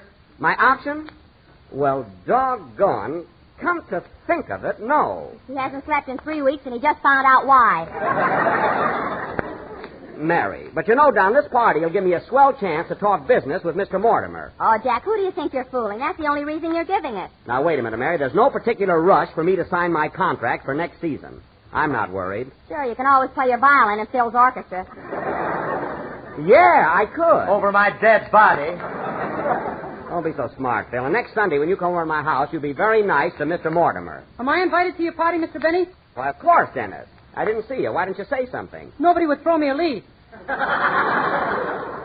Well, I'll throw you a lead, Dennis. Now that you've made your presence known, how about singing a song? Oh, boy, that'll be fun. There he goes again. I wonder what makes that kid so happy. Mr. Mortimer is his uncle. He is? Say, that's swell. Sing, Dennis. Gee, I didn't know he was related to our sponsor. I might have known it, though. He's such a smart kid.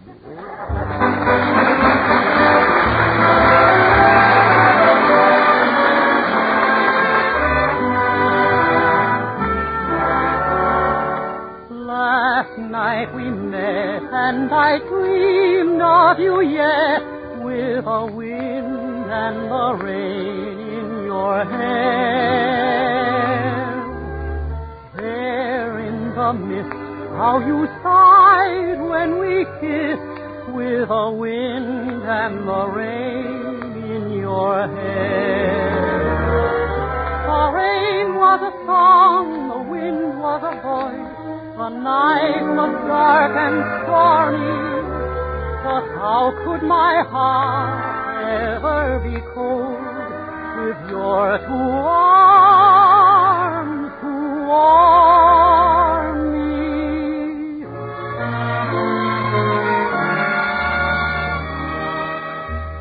I held you tight as you whispered good night, with the wind and the rain in your hair. Now it will be my favorite memory, that vision of you standing there. Darling, there in the mist, how you sighed when we kissed, with the wind and the rain in your hair. With the wind and the rain in your hair.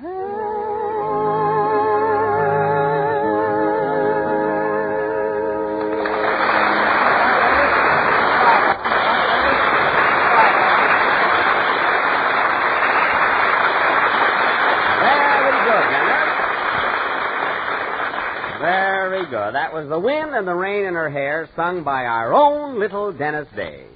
Denny, I call him. Oh, Dennis? Yes, please? You know, that's one of the most beautiful songs you've done this year. The title is so poetic, The Wind and the Rain in Her Hair.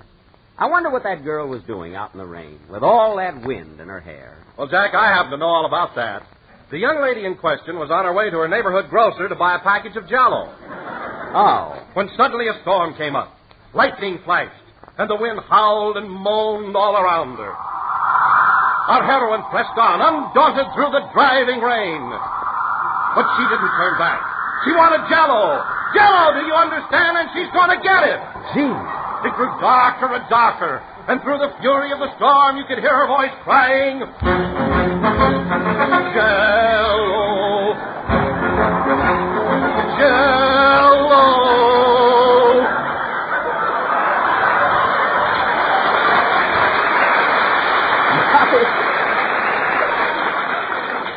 My goodness. Well, tell me. Tell me, Don. Did she get the package of Jell-O with the big red letters on the box? Yes, Jack. And after that, she went to a beauty parlor for a permanent wave. And it made her look so beautiful that she was immediately signed up for pictures. Well. And today, that girl is known to the world as Miss Barbara Stanwyck. Isn't that wonderful, folks? Oh, thank you. And if you tune in next week, ladies and gentlemen, Mr. Don Wilson, the eminent biographer, will tell the story behind Guess Who? Logan Jerktinkle.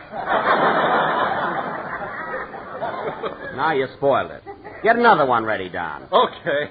And now, ladies and gentlemen, going from the sublime to our feature attraction of the evening, tonight, the Benny you requested Wheel Molested players will present their version of that sensational MGM screen masterpiece, based on Kenneth Roberts' brilliant novel of American history, that outstanding cinema achievement, Northwest Passage. Thank you, Snapdragon. That's Sternicum Excelsium. I know what it is. Boulogne.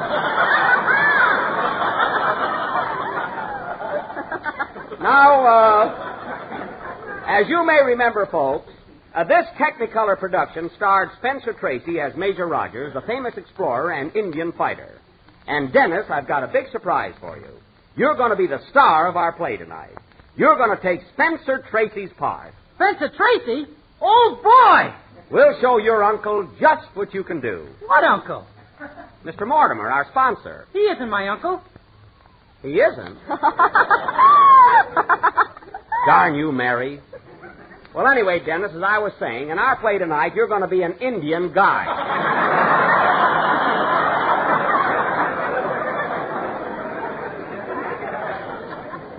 That's all. An Indian guide? I thought I was going to be the star. You better keep your trap shut or you won't be anything. Had just about enough out of you. What's going on here?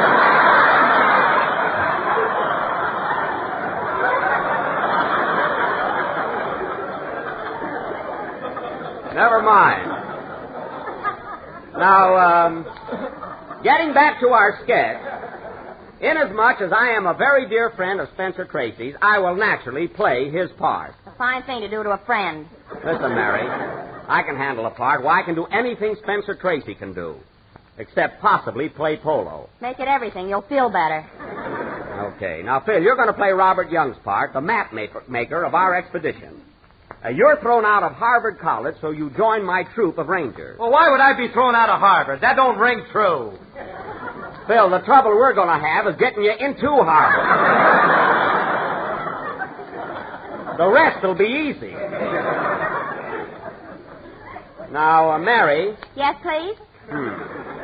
Mary, you're going to play the part of a young girl who, as a child, was captured by the Abenaki Indians. And years later, I save you from this hostile tribe. You're some hero. Well, I am. They're very savage Indians. In fact, I almost lose my scalp. What do you care? You got 3 more hanging in your dressing room.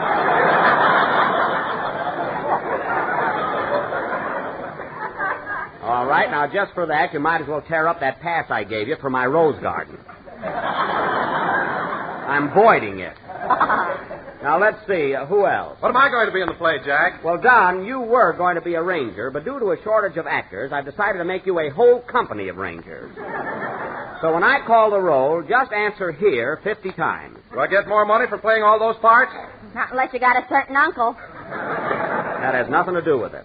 Now, this epic, ladies and gentlemen, will go on immediately after the next number, which will be played by Phil Harris and his orchestra. Hit it, boys. Gee, Mr. Benny, why can't I play Spencer Tracy's part? Get away from me, Dennis, or I'll twist your wrist. Play, Phil. I can't stand an imposter.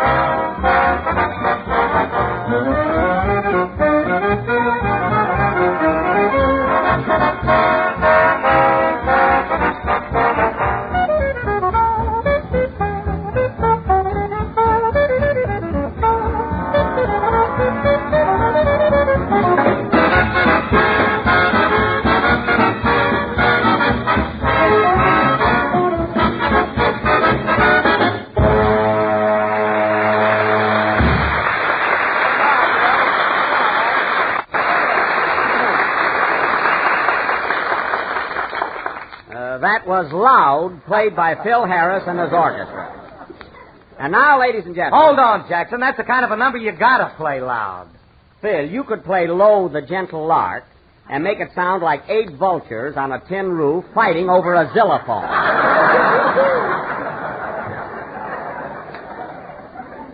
And now, folks... Well, that's just silly. Why would vultures fight over a xylophone? They think it's spare rib. Does that clear things up, Brub?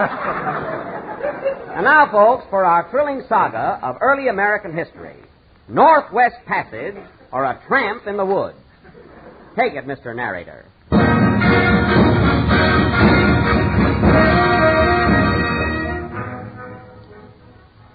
Ladies and gentlemen, the year is 1712. The scene is Crown Point, located on the Hudson River in the colony of New York. Major Rogers and his famous rangers have decided to wipe out the Abenaki Indians, a hostile tribe who have been ravaging the countryside, burning the farmers' homes, and kidnapping their wives and children. As the scene opens, the major is addressing his men. Now listen, men, and listen carefully. For years, the Abenaki Indians, a hostile tribe, have been ravaging the countryside, burning the farmers' homes, and kidnapping their wives and children. The man just said that.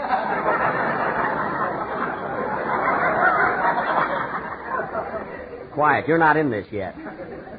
Now, Rangers, here's my plan. We march northward this very day. Northward to Lake Champlain and the Abenaki country. It's a dangerous mission, men. And no one knows how long it'll take. We may be gone weeks, months, perhaps years. Who's going to water your petunias?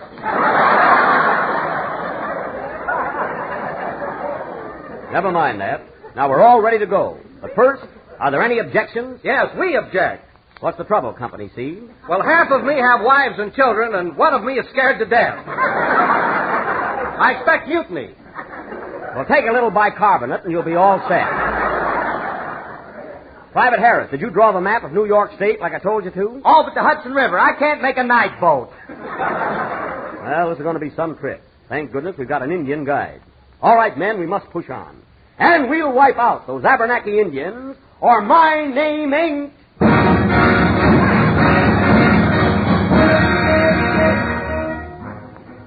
And so our little band of rangers leave Crown Point and march 2 full days northward. It is now noon of the 3rd day. Rangers, halt! I said, Rangers, halt! Hey, fellas, stop, will you? All right, put your other foot down.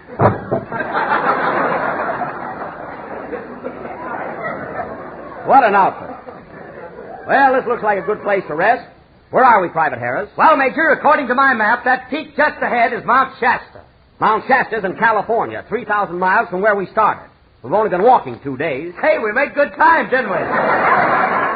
Oh, marvelous. Harris, this is the worst map I've ever seen. Well, if you don't like mine, why don't you stop at a gas station and get one?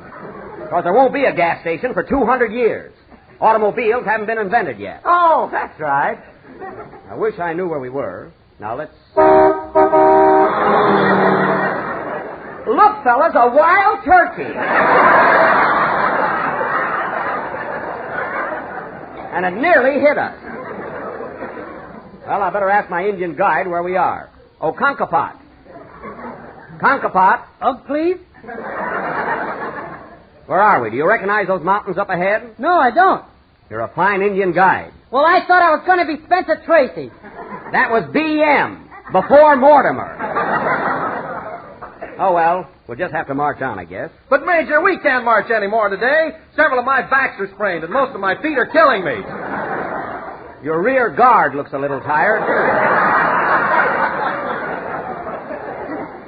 I guess we'll have to camp here for the night.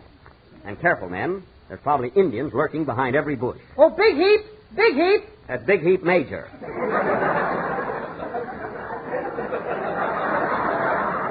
What do you want, Conkapat? Look, Major, white girl. White girl? Where? Oh, yes. Hello there. Hello. What are you doing in these woods, miss? I was out picking violets and I got lost. Violets, eh? Hey, fellas, look at these Vincas culottes. Ain't they pretty? Yeah, they sure are. Yeah. Now tell me, miss, who are you? My name is Mary, and I was captured by the Indians many years ago. Please save me. Now, wait a minute. How do I know you're not a spy? How do I know you've been living among the Indians? I didn't get these beads at Magnan's. Well, I guess you can come along with us. But I warn you, it'll be dangerous. We're on our way to wipe out the Abenaki. It's a hazardous mission. I don't care, just so I can get back among my own people. We will protect you. Come on, men. We better push on. Right. Gee, those violets are beautiful. May I carry them, miss? That's all those Indians have to see. Oh, that's right. Come on, men, on our way. And we'll wipe out those Abenaki Indians, or my name ain't...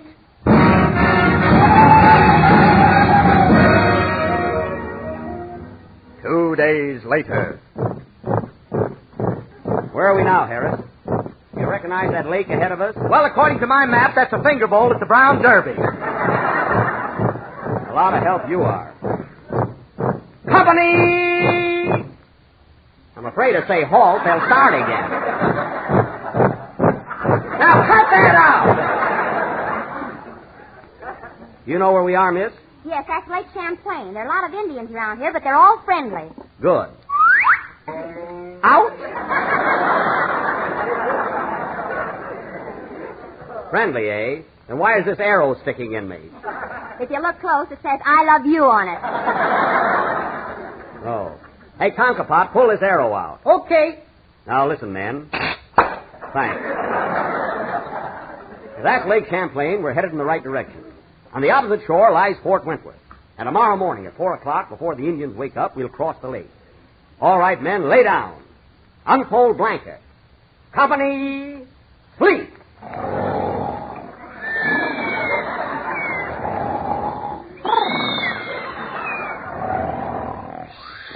It is 4 a.m. the following morning, and our little band of rangers is sound asleep, with the exception of Major Rogers, who was already awakened.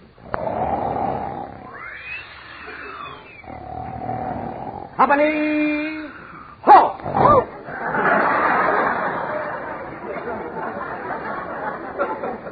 Now wake up, men. And no one speak above a whisper. The slightest sound will warn the Indians of our presence. Turn off that alarm clock. All right, men. On your feet and down to the canoes. Remember, not a sound, or we're doomed. Gosh, it's dark. It sure is. Not so loud. 4 o'clock in the morning, a fine time to get up. Quiet. Now, everybody behind me. Single file. Quiet now. Quiet. Whoop! Harris, watch your musket.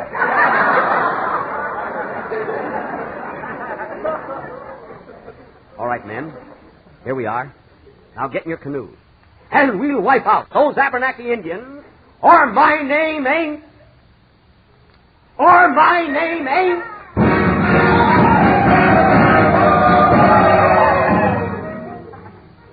6 months later, and we pick up our brave little band of rangers, footsore and weary, somewhere near Lake Champlain.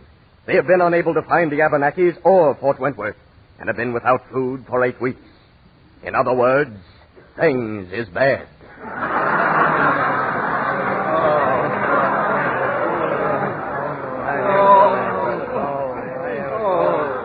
Cheer up, men. Cheer up. We must have faith and courage. But we're starved, Major, starved. And I've lost half of my men. Well, on you, it looks good. Gee, I'm hungry, too. Here, have a bite of my moccasins. Moccasins are no good without ketchup. Well, men, you've been brave and loyal soldiers. But I'm afraid this is the end. What's that? Tom-toms. There must be Indians around here. Indians? Raise your muskets, men. Do not be afraid, Major. These Indians are peaceful and friendly. Good. Yikes! Another bullseye. I'm getting pretty sick of this. Look, Major. Here comes Big Chief and many braves. Oh, yes. All right, men, put down your muskets. I'll talk to these Indians. How? How? We white men no want fight. We friendly. We friendly, too. No catch 'em food many moons.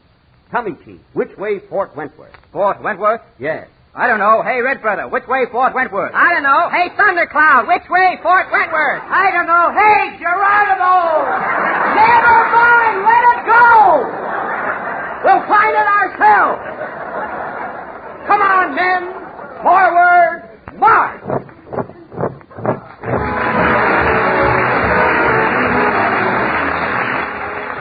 Here, ladies and gentlemen, is a swell way to help add welcome variety to family meals. Just listen to this. The next time you go to the grocery store, glance at the shelf where you've been used to seeing those familiar red-lettered packages of Jell-O. And there on the same shelf, or mighty close by, you'll notice another row of packages also bearing the name Jell-O. These, ladies and gentlemen, are the delicious new Jell-O puddings made by the makers of Jell-O and fast becoming one of the country's favorite desserts. Jell-O, of course, you've enjoyed for many years. You've found a world of pleasure in its grand goodness, its delightful extra-rich flavor, as tempting and refreshing as the juicy ripe fruit itself. And I'm sure you'll get an equally big thrill out of these swell new Jell-O puddings. Jell-O vanilla pudding, Jell-O chocolate pudding, and Jell-O butterscotch pudding. So after this, when you buy Jell-O, ask for Jell-O puddings, too, and treat yourself to the smooth, luscious, creamy flavor of these marvelous new members of the Jell-O family, Jell-O pudding. We're a little late, so good night, folks.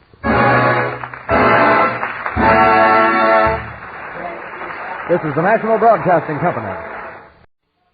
J-E-L-L-O. The Jell-O program, coming to you from Hollywood, California, starring Jack Benny with Mary Livingston, Phil Harris, Dennis Day, and yours truly, Don Wilson. The orchestra opens the program with Let's Have Another One.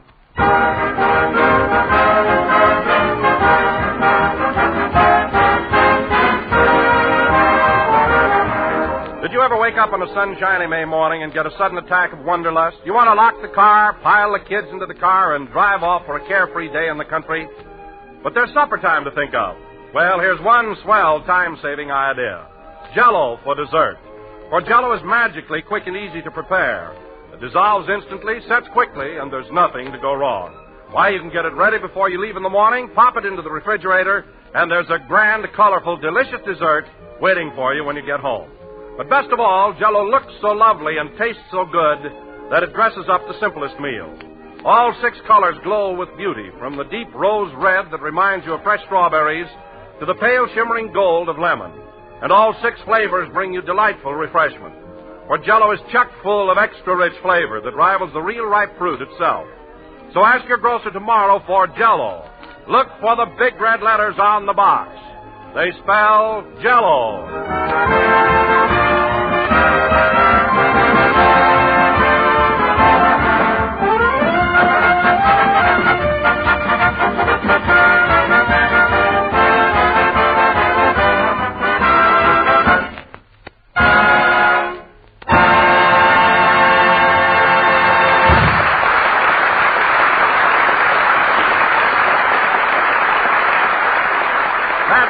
have another one played by the orchestra.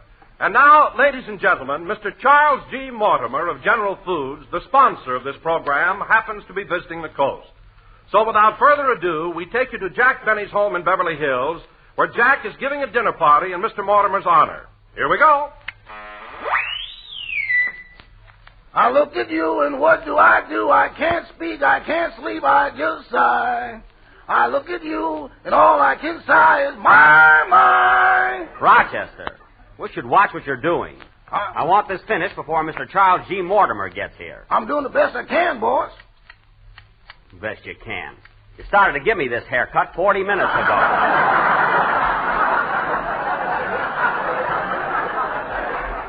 You haven't even got the sides done. Well, when I get to Death Valley on top, I'll go faster.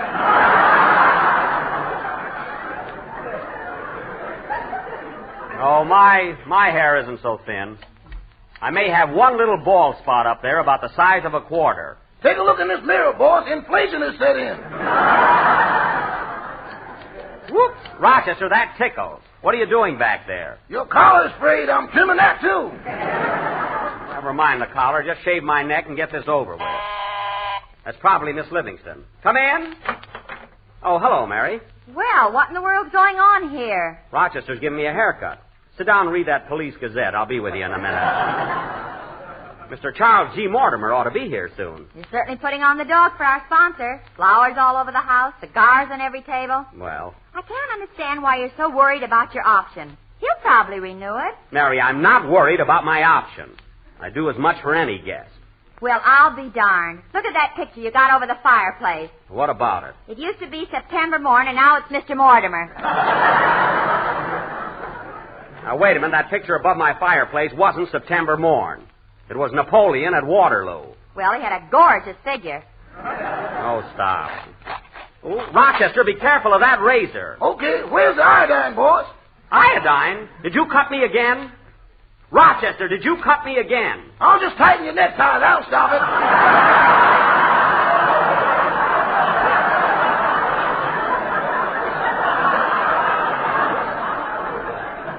Never mind that. Put a Band-Aid on it. Okay. And hurry up. Gee, I hope Mr. Mortimer will find the house all right. How can he miss it? You've got a welcome mat that covers the whole front lawn.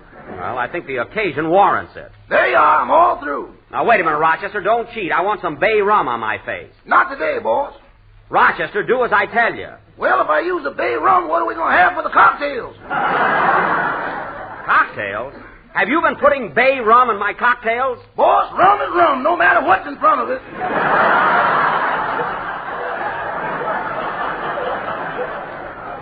Well, I don't want those kind of cocktails today.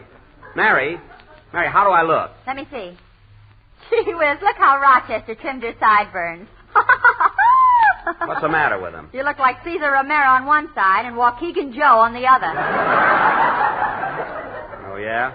Well, Rochester, take that razor and make them both Waukegan. Okay. Heavens, I hope that isn't Mr. Mortimer already. Come in. Oh, hello, Don. Hello, Jack. How are you, Mary? Hello, Don. Have a seat, Mr. Wilson. There's nobody ahead of you. Now, cut that out. And listen, Rochester, after the party starts, if I catch you running around with your shoe-shining outfit, you're fired. But there's a payment due on my yacht. I don't care if there is. The idea of buying a yacht at $2 a week. Well, it'll be 40 years before you own it. 43, I'm putting on a poop deck.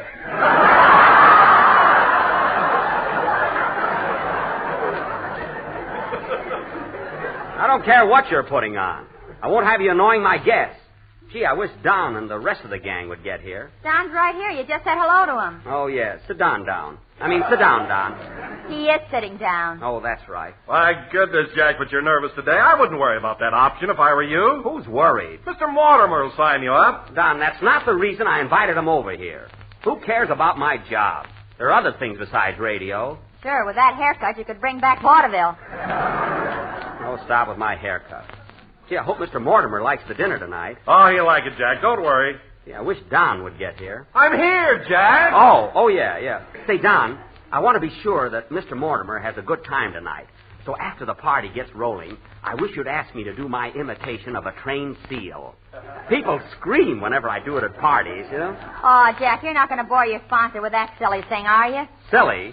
Why, that's the funniest bit I've done since I used to put a lampshade on my head and pretend I was drunk.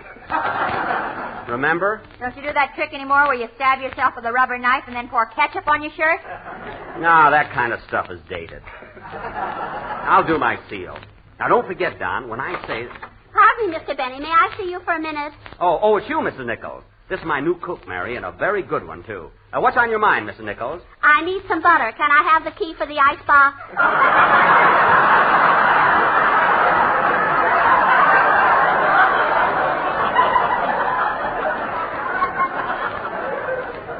Oh, of course. Well, that tops everything. A padlock on your icebox. Mary, I have $48 worth of caviar in there. Oh, answer the phone, Mary. Okay. Come on, Mr. Nichols. I'll open the icebox for you. Hello? Yes? Oh, Mr. Mortimer? Mr. Mortimer, give me that phone. Hello? Hello, Mr. Mortimer. This is Jack Benny. What? What's that? Take it easy. He can hear you. Oh, yeah. What? Oh, no. No, Mr. Mortimer. The party is tonight. Well, look. Can't you go to the theater tomorrow? Or the next night? The next night?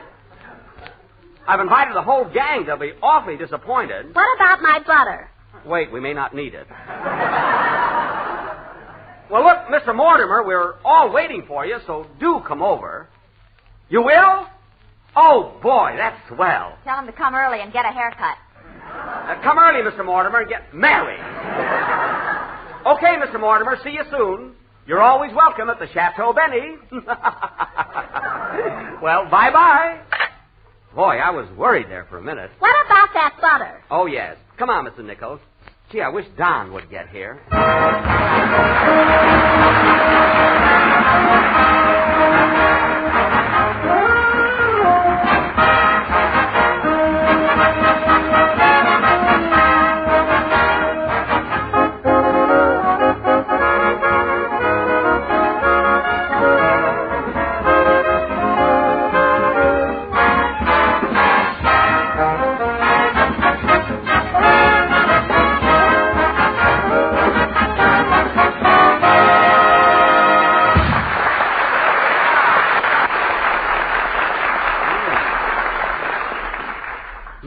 All right, Mrs. Nichols, you're doing swell.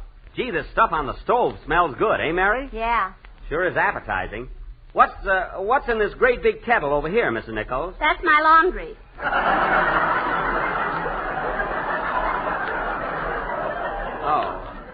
Oh, yes. Mary, imagine doing her laundry and preparing dinner at the same time. Well, it's your own fault for getting a cook from Central Casting. I guess you're right. Well, come on, Mary. You forgot to lock the icebox. Oh, yes, thanks. And that must be Phil. Answer the door, Rochester. I'm shaving Mr. Wilson. Never mind that. Answer the door. Okay. Now, Mrs. Nichols, I'm leaving the dinner entirely in your hands, so do a good job. You can depend on me, kid. Oh, that's fine. Come along, Mary. Sure you don't want a shampoo, Mr. Wilson? Rochester, cut out that stuff and set the table. What do you think this is, a barber shop? That ain't the North Pole in the front yard.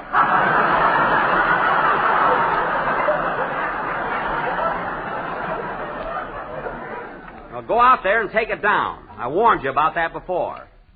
Oh, hello, Dennis. Hello, Zeke. Where'd you get the haircut? Dennis, I'm certainly surprised at you. Well, gee, you look funny. Oh, I do, eh?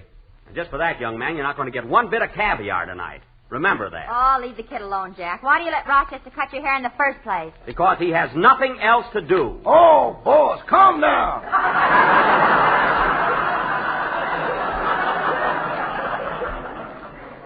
Oh, you don't work so hard. Instead of standing around here, go out in the kitchen and make a tray of hors d'oeuvres. Hors d'oeuvres? What do you mean? Make a ham sandwich and cut it in 40 pieces. Now get going. Okay. Barber, butler, chauffeur, gardener, and now I'm an hors d'oeuvre. Guy's always complaining when people are around. Open the door! Open up in there! Well, the maestro is here. Come in. Well, hello, Phil. How are you? Hello, Phil. Hiya, Jackson. Where's the punch bowl? Right over there and take it easy. Hey, what happened to your head? Nothing happened to my head. I just got a haircut. Well, that's one thing a man can't do himself. You ought to get a barber. I had a barber, but he didn't have his heart in it. Now, Phil, when our sponsor gets here, I want you to behave yourself and don't start pulling any of those corny cracks of yours. He won't like them. Can I tell the one about the old maid that set the bear trap? No, it's not a bit funny. Besides, it has no point to it. Just keep quiet and we'll all be happy. Now, remember, fellas, I want everybody to be on their best thing. Right! That's him now. Stand at attention, everybody. Sit down. Answer the door, Rochester. Yes, sir. Remember what I told you, fellas. Now, smile, everybody. Pardon me, does Jack Benny live here? Yes, sir. Ready? 1, 2.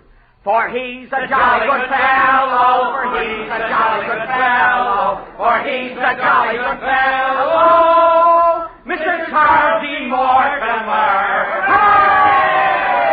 Hooray! Come right in, Mr. Mortimer. Come right in. Well, that was quite a reception you gave me. Did you hear that, fellas? That was quite a reception we gave him. You know everybody here, don't you, Mr. Mortimer? Oh, of course. Glad to see you all. Good to have you with us, Mr. Mortimer. Fun of you to come, yeah. Well, this is great having you with us, Mr. Mortimer. I'm sorry I spoiled your evening at the theater. Oh, that's all right, Jack. I'd much rather be here with you folks. After all, it's important that we get together once in a while. Don't you think? Oh, I think so. Yeah.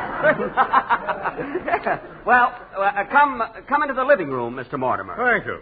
Say, this is a lovely home you have here, Jack. I'm glad you like it. It's nearly paid for, too.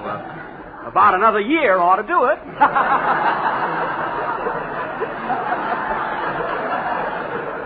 Yep. Yes, sir. Yep. Have some punch, Mr. Mortimer. No, thanks. I never drink. That's not going to help any. I'll say. Mary, please. Jack, I can't get over what a lovely place you have here. Oh, it's simple, but it's homey. Well, I see you have my picture right above the fireplace. Yes, sir. Tomorrow it'll be in it. Well, now, you know, Mr. Mortimer, Mary always has to be the comedian. She never lets up. Yeah, she's a clever little girl. Incidentally, Miss Livingston, I want to tell you how much my wife and I enjoy you on the program. Well, thank you, Mr. Mortimer. And I'd like to wish you the best of luck on your presidential campaign. Oh, fine.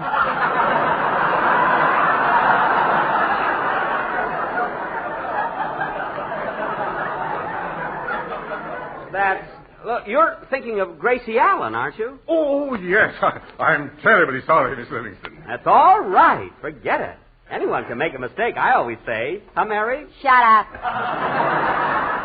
Yes, sir. Hey, Charlie, come on over here and have some punch. Charlie? Thanks, Phil, but I never touch it. It's good stuff, Charlie. This is what you call Virginia punch. One drink and you reel. That's a Lulu. I must apologize for Phil, Mr. Mortimer. He's very corny. No, on the contrary. I think Phil has a great sense of humor. Oh, he has. And he's so sophisticated. You know, Mr. Mortimer, sometimes that filthy boy just has me in stitches. Yeah, I can imagine. Say, Charlie, did you hear the one about the old maid that put a bear trap under her bed and caught a bear? Oh, say, Phil, that's a pit. Gee, I was hoping you'd tell that one. You know, Mr. Mortimer, he's a riot. He certainly is. Say, Jack. What? If the boss likes that kind of stuff, you've got nothing to worry about. Quiet, Mary. You know, Mr. Mortimer, Dennis, stop standing on your head. Nobody's looking at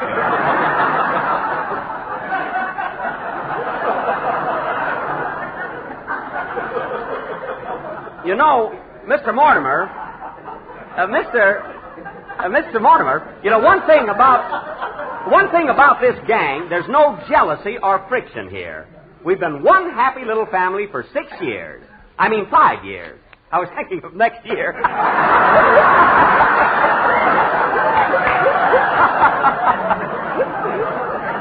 Jack's right, Mr. Mortimer. We do good to have a good time together and really enjoy our work. Well, you always sound like it, too. And, Don, I want to compliment you especially on the way you handle the commercials on our show. Well, thank you, Mr. Mortimer. I realize their importance and how much they mean to our listeners. Oh, I don't know what we'd do without dear old Don. And now that we're on the subject, Jack, I'd like to tell you how good I think your shows have been this year. Oh, that's very kind of you. Of course, they could have been much funnier. Then why weren't they?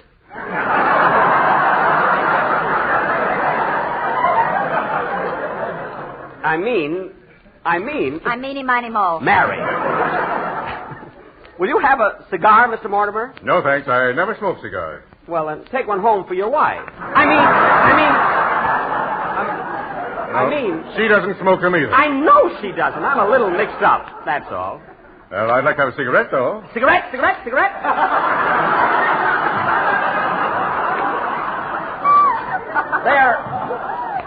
There you are, Mr. Mortimer. Oh, Dennis. Yes, please. He's such a polite kid. Dennis, before we sit down to dinner, how about singing a song for Mr. Mortimer? Well, this is a party. I don't want to work. Now, Dennis. Oh, Jack, he doesn't have to sing if he doesn't want to. But he wants to. Well, Dennis, what's it going to be? I'm going to sing nya, nya, nya, nya, nya, nya. Dennis!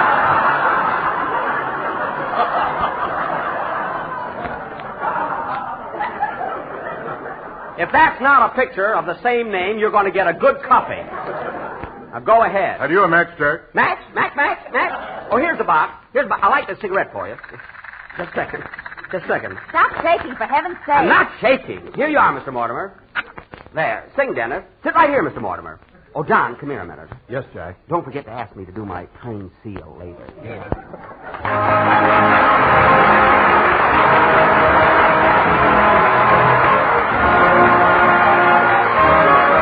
Hear my song, Violetta, is a song that's in my heart. Please be mine, Violetta. Say that we will never part. Every night I'm dreaming of you. Every night I want to whisper, dear, I love you. Hear my song, Violetta. Hear the song that's in my heart. Si alguna vez en tu pecho, ay, ay, ay, mi cariño no lo abriga. Si alguna vez en tu pecho, ay, ay, ay, mi cariño no lo abriga. Every night I'm dreaming of you.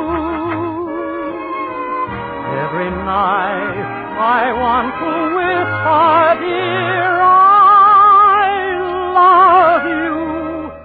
Hear my song, Violetta, is a song that's in my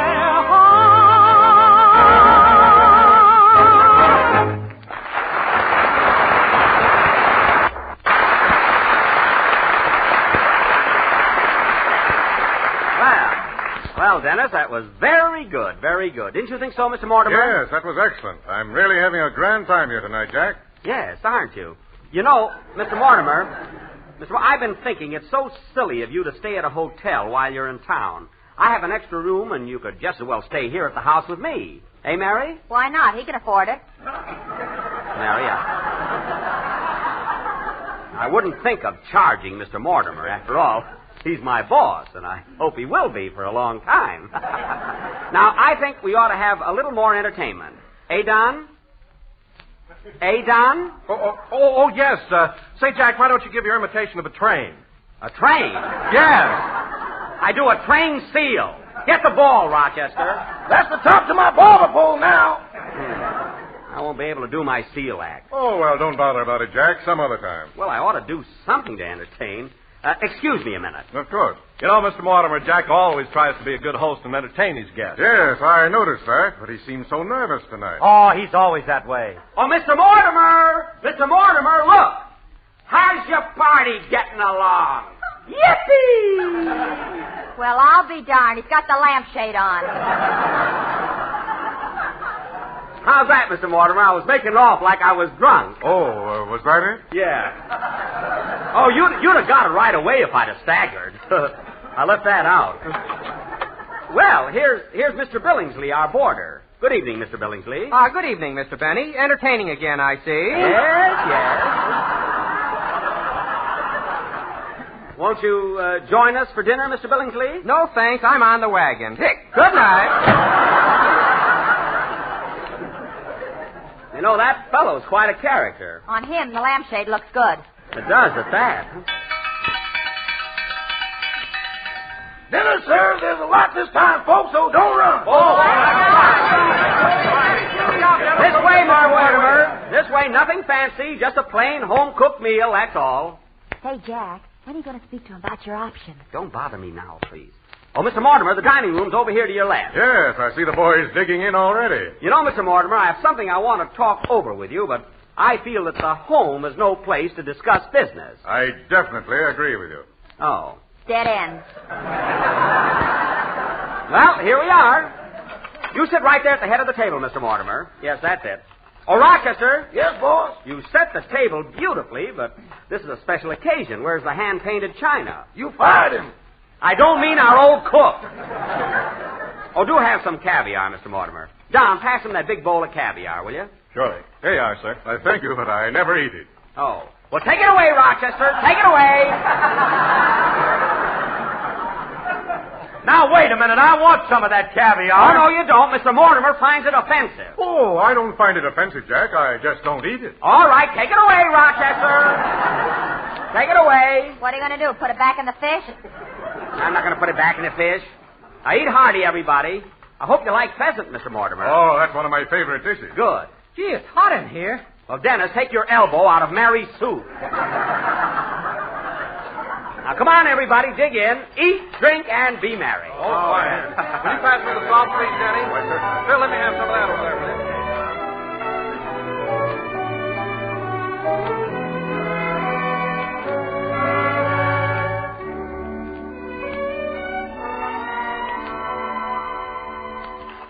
Well, I'm glad you're all enjoying the dinner. Pass me the asparagus, Don. Here you are. See, Jack, is everything going to be straightened out about next season? Not yet, Don. This is strictly a social gathering. Well, loosen your belts, everybody. There's still plenty to eat. Will you have some more option, Mr. Mortimer? I mean, some more asparagus?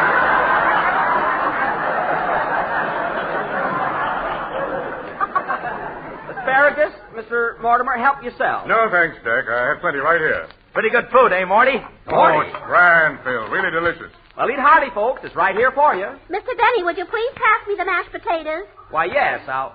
Mrs. Nichols! I wish you wouldn't sit at the table. Your place is in the kitchen. Well, I'm lonesome, kid. I don't care if you are. Now, get back there. I'll go with her. You sit down. I'm sorry, Mr. Mortimer, but our cook is new here, and I had to straighten her out. My, but you're jittery today, Jack. I've never seen you act this way before. Well, I haven't been feeling very well. Now, here's the whole thing, Charlie. Jack's worried Phil, about next... I'll handle it. You just mind your own business. Oh, yes. That reminds me. Say, Jack. Yes, please? I mean, what is it? What is it, Mr. Mortimer? There is something I want to discuss with you as soon as we get through eating. There is? Goody. I mean, good. Well, first we'll have our dessert, and then we'll go into the other room. Oh, Rochester, bring in the coffee and the apple pie. Okay, boss. Apple pie? What's the matter? Apple pie for dessert? Why, what's the... Oh, my goodness, we forgot Jell-O!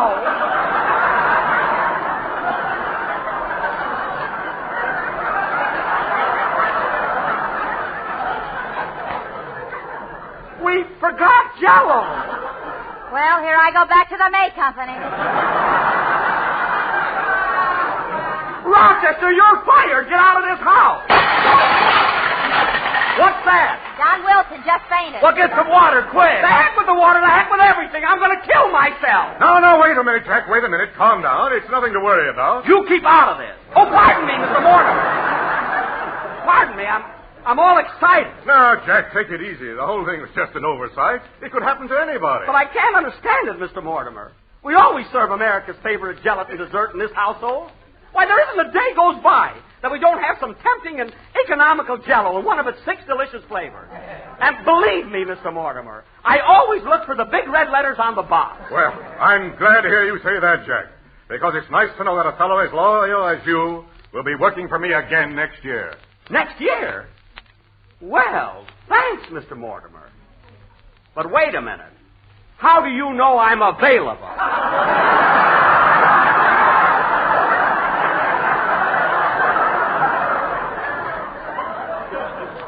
Well, I'll be... So will I. Play, Phil.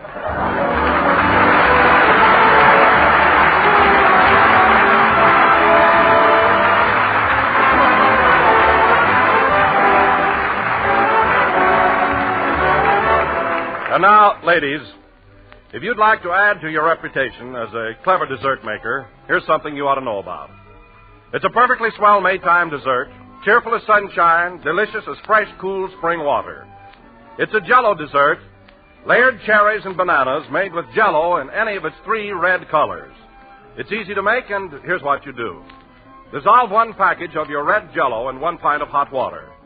Then seed and cut into halves 1 cup of canned white cherries.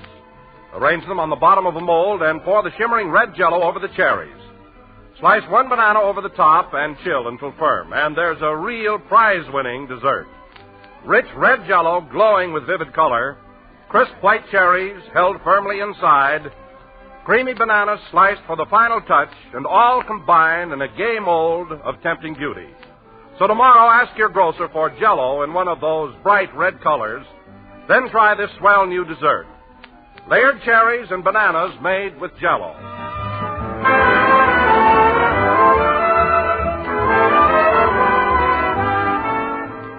This is the last number of the 34th program in the current Jell-O series. And we'll be with you again next Sunday night at the same time. Say, Mary, wasn't it nice of Mr. Mortimer to sign us up for next season? Yes, why don't you celebrate and put the lampshade on again? I think I will. Oh, Mr. Mortimer! Yippee! Good night, folks.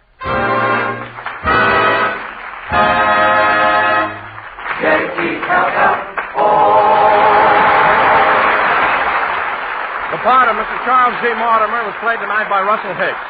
Be sure to listen to the Aldrich Family, heard in most communities every Tuesday night. Consult your local newspaper or radio guide for the day and exact time of the Aldrich Family. This is the National Broadcasting Company. K-E-L-L-O.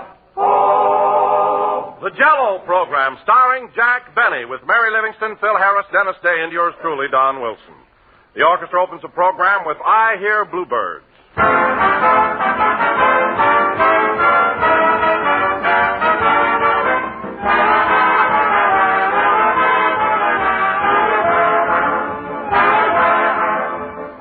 How true, ladies and gentlemen, is that old saying you hear every June about happy the bride the sun shines upon? Well, that's a question we really can't answer, but we do know a saying you can depend on, and it goes like this. Happy the bride who always keeps a plentiful supply of Jell-O on the pantry shelf. For Jell-O, friends, is a grand dessert that's wonderfully quick and easy to make, as well as inexpensive to serve, and every bride will appreciate that. Jell-O's downright pleasure to eat, too, and every husband will go for that. Yes, with a bright, shimmering mold of Jell-O on the table, contentment reigns supreme. Those 6 brilliant colors are all just as gay and enticing as can be, from the rich, glowing crimson that makes you think of fresh, ripe raspberries to cool emerald green lime. And those 6 delicious flavors are gloriously good, extra rich, and just as refreshing and beguiling as the juicy, ripe fruit itself. So try some Jell-O real soon. And when you buy, be sure to look for those big red letters on the box. They spell Jell-O, and Jell-O spells a treat.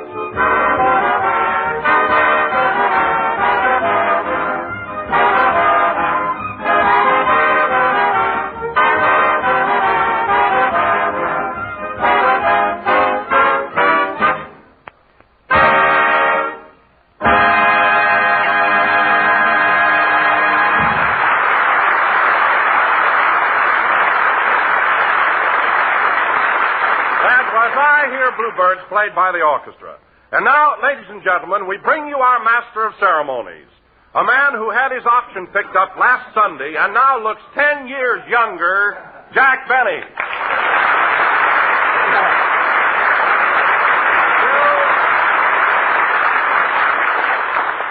Thank you. Jell-O again. This is Jack Benny talking. And, Don, the fact that I'm in good spirits today and look younger has nothing to do with my contract being renewed.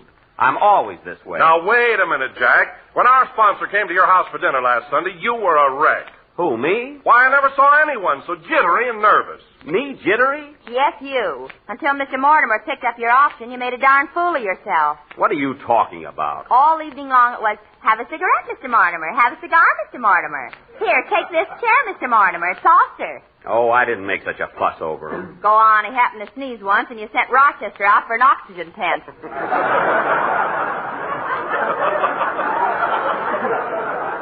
Well, I just did that for a gag.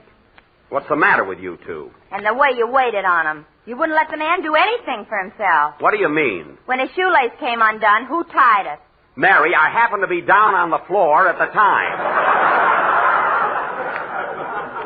That's the only reason I did it. Well, let me ask you something. Why were you laying on the floor in the first place? What? What was that, Phil? I said, why were you laying on the floor in the first place? Phil, you should be the last one in the world to ask anybody why they're laying on the floor at a party.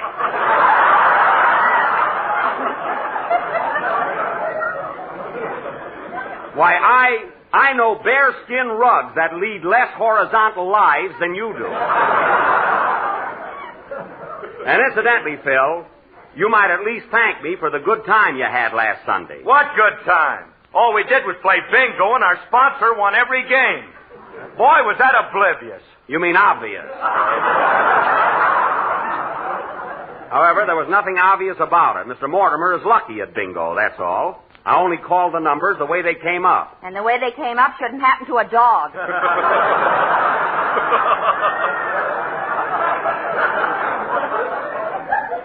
Oh, forget about it. Frankly, Jack, I don't know what the rest of us were playing for. You let Mr. Mortimer bingo every time. All right, so he won the salad bowl. But don't forget, he paid 25 cents a card, the same as everybody else. And that salad bowl was a Christmas gift from Eddie Cantor. That's a lie. I got it for my birthday from Olson and Johnson. Boy, are they cheap. Just because they're a team, they give one present. And incidentally, fellas, it seems funny that you can all criticize and complain, yet not one of you has the courtesy to mention the delicious food I served. Why, you guys all ate like it was your last meal. Well, until he picked up your option, Jackson, we weren't sure. Maybe you weren't, Phil, but I wasn't the least bit worried. I knew I was going to be signed up for next season 2 weeks ago. 2 weeks ago? Yes, I had definite information. Oh, you and that phony fortune teller. Phony? Mary, there's nothing phony about Madame Zuzu. She clicks like a castanet. Why, she's marvelous. Oh, yeah? 4 years ago, she told me I was going to marry Robert Taylor. Robert Taylor, she said. All right, so she misses once in a while. Why did she have to miss on that one? It was just fate, that's all. Even a crystal ball has an off day now and then. Hey, wait a minute. Madame Zuzu. You know, I went to her place once. You did, Phil? Yeah, she told me I was bashful. Ain't that a Lulu? Bashful? You, of all people. And she was sitting on my lap at the time. I can't understand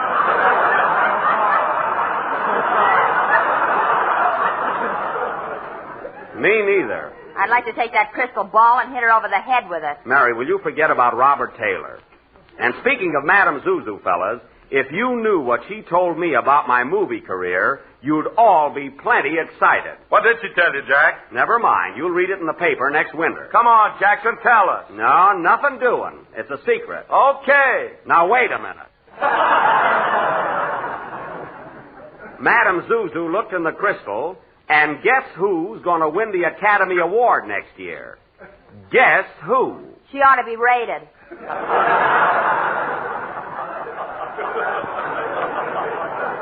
All right, just for that, Mary, you're not going with me to the Academy banquet and hear my acceptance speech. Your acceptance speech? Yes, I'm preparing it now. Oh, don't write anything that you can't switch to a letter to your father. We'll see. I wouldn't laugh too soon. By the way, Jack, not changing the subject, but while Madame Zuzu was giving you the lowdown on your option, did she mention who's going to be your announcer next season? Well, I imagine you're the lucky man, Don, although there wasn't room for you in the crystal. But, I'm sure you're set, and we'll have the same little comedienne, eh, Mary? Darn it, and I picked out linen and dishes and everything. Mary, will you forget about Robert Taylor? Anyway, Don. Forget, he says. Mary. Anyway, Don, it looks like we'll have the same old gang again next year. Madame Zuzu saw all of us together in her crystal ball. She better see a lot more of that green stuff in there. You can count me out.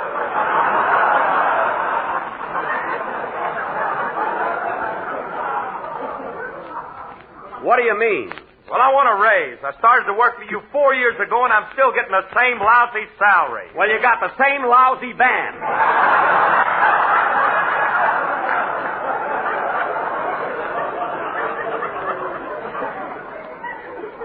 I have a motto, Phil. As ye play, so shall I pay. Now, wait a minute. What's wrong with my band? What's wrong? You've got 3 violins that no one's ever heard. A guitar player who got his strings from a yo-yo top.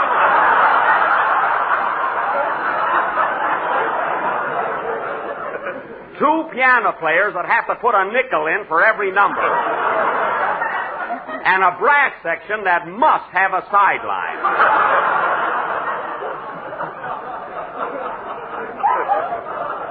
And you ask for more money. Well, there's no harm trying. All right, you tried. Incidentally, Phil, I've got your contract here in my pocket. So right after the broadcast, I want you to put your usual X on the dotted line. I understand? I can print Phil Harris now. I know. I saw it all over the wall. Stop showing off. Well, I guess that takes care of our contract problems for next season. You haven't straightened things out with me yet, Mr. Benny. Oh, hello, Dennis. I thought I mailed you a contract to sign. You did, but my mother tore it up. Oh. Well, I'll tell you what, Dennis. Supposing you and I go in the other room and talk matters over about next season. I guess we can come to an agreement. Well, my mother says... Come along, Dennis. Now, Phil, while we're in the other room transacting a deal, how about playing a number? Okay, you great big businessman.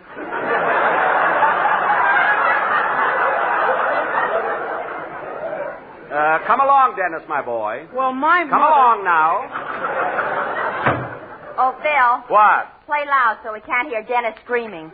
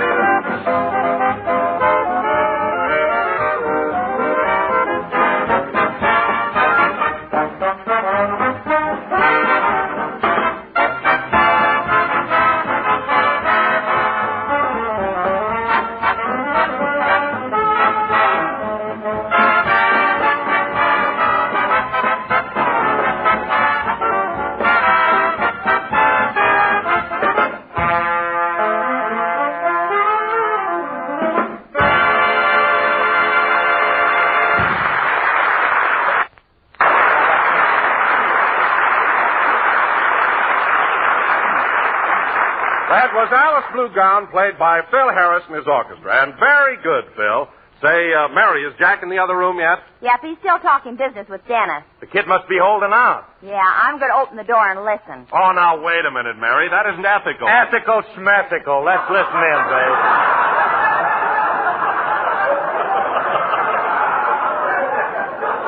I will. Now, quiet.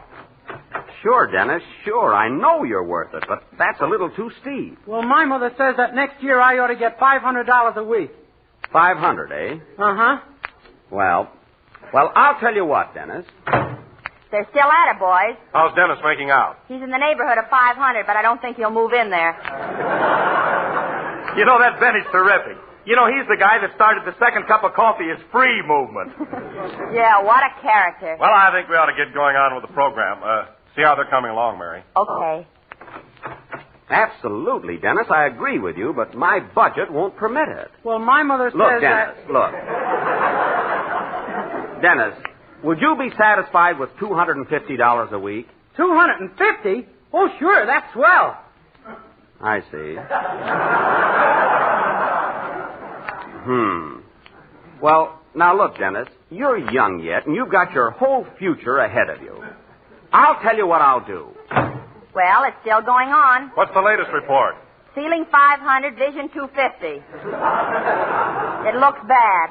Why don't the kid walk out on him? He can't. Jack's sitting on his chest.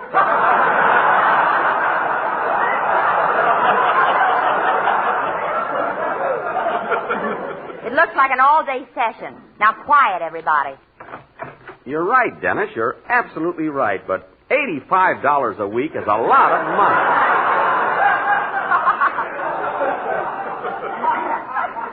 After all, you're just a kid. I can't breathe. Move down a little, will you?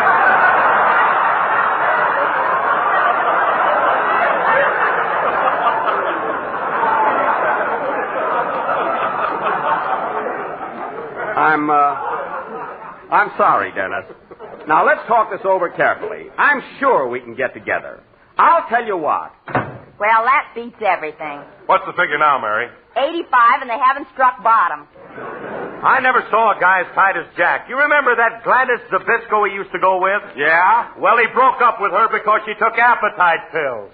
And he was nuts about her, too. Well, here goes for another peek. Quiet now, fellas. Okay, Dennis, it's a deal. $37.50 a week. Sign right here on the dotted line. What's going on here?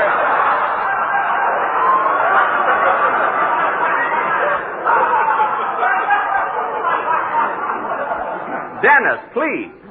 Here's the pen. Sign right here. Well, I ought to speak to my mother first. All right. Now, here's what you tell her. It's the last round, and Dennis is on the ropes. What was Jack's final offer? $37.50 a week. $37.50? Why, the kid's getting $37 now. Yeah, but I guess Jack feels he ought to have a raise. You know. Well, let's go ahead with the program, fellas. We're all set, eh, Dennis? Yeah, I guess so. Hey, Dennis, what did Jackson offer you for next season? Well, I'm going to... Don't tell him, Dennis. Don't tell him. We don't want the others to be jealous of you. Holy smoke. Am I making more money than they are? Could be. You know what, Jack? What? You save more money by accident than Harry Lauder does on purpose. Oh, yeah? Well, Mary, I'd be quiet if I were you. Madame Zuzu looked in the crystal the other day, and you were wrapping up a pair of stockings.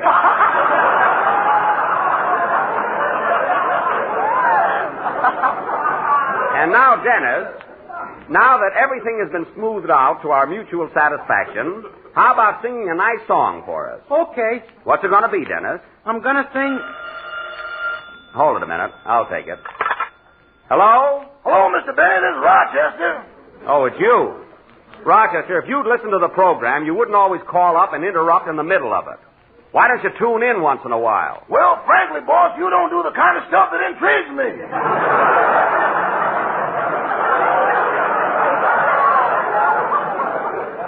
I know. You won't listen to any program where you don't tear something off, send it in, and get something back.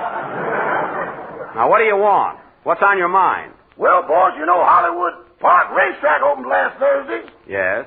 And you know how cheap oats are right now. Oats? What are you driving at? I bought a racehorse. Can I keep him in the garage?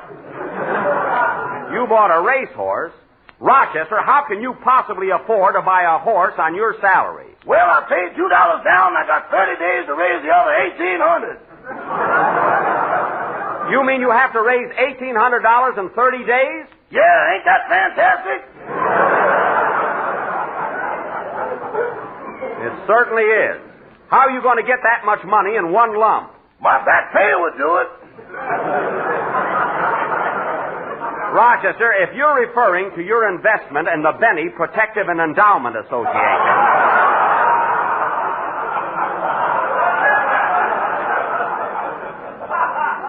That doesn't mature until you're 40. I'll be 40 tomorrow. That's a lie. Now, Rochester, you take that horse back to wherever you got it. There's no room for it in the garage. There is now. I put the Maxwell out in the street for the summer. Well, put it right back in again. I don't want my car out in the street. Somebody will come along and steal it. I'd like to get a picture of that. I could sell it to Pick, Click, or Flick.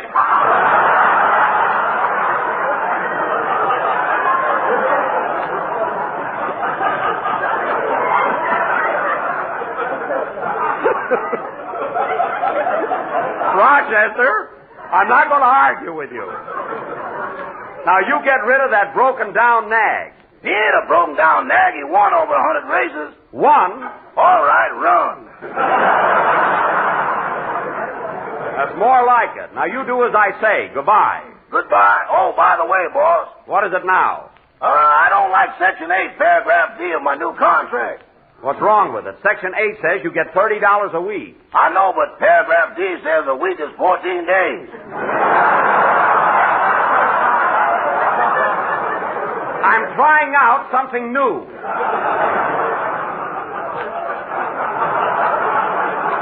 Anyway, we'll discuss that when I get home. Goodbye. Goodbye. The idea of buying a racehorse. He'd probably have me out in the morning clocking it. He'll never get up. Well, sing, Dennis. Don't stand there like a dodo.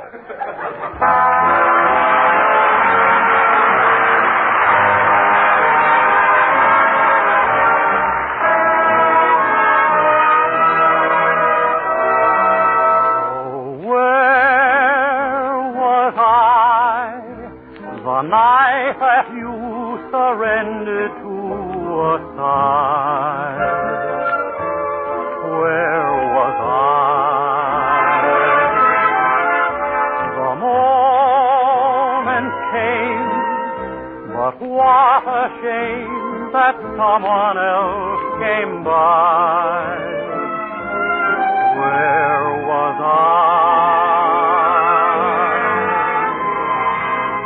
I waited long for you. My love was strong for you. I sang love songs, do you recall? One night you learned to care. It wasn't my affair. I wasn't even there at all.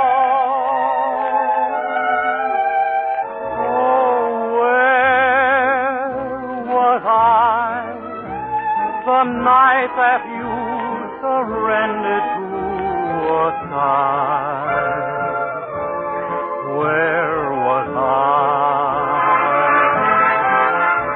The moon was high, the night that you first listened to a lie, where was I?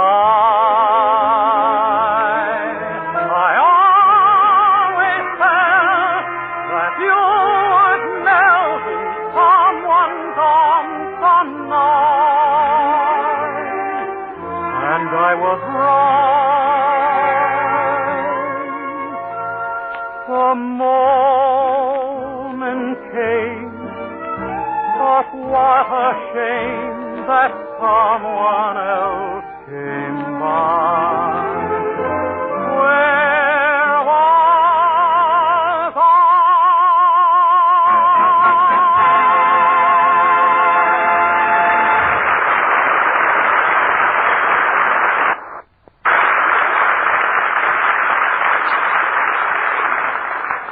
Racehorse he has to have. Oh, well.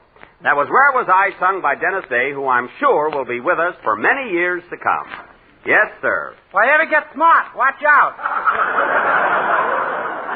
Now, Dennis, you say one more thing like that, and I'm going to take you in the next room and give you a good talking to. Boy, will he be flat-chested. Never mind. And now, ladies and gentlemen, for our feature attraction tonight, Mr. Don Wilson, that eminent American playwright, has written another of his famous one-act plays, a hillbilly melodrama entitled The Code of the Hills, or Shoot Me in the Pants, Zeke, the rest is store clothes. Set the scene, Mr. Wilson. Gladly. The locale, ladies and gentlemen, is the cabin of the Jake Bennies in a remote section of the Ozarks. The Jake Bennies are in the midst of a feud with their longtime enemies and neighbors, the Fudd Allens. Oh, pardon me, Don. I would like to announce, folks, that any resemblance between the Fudd Allen in our play and the Fred Allen of radio is purely intentional. If he's not a hillbilly, I never saw one. Go ahead, Don. It is 6 o'clock in the evening, and the shooting has been going on all day. Curtain, music.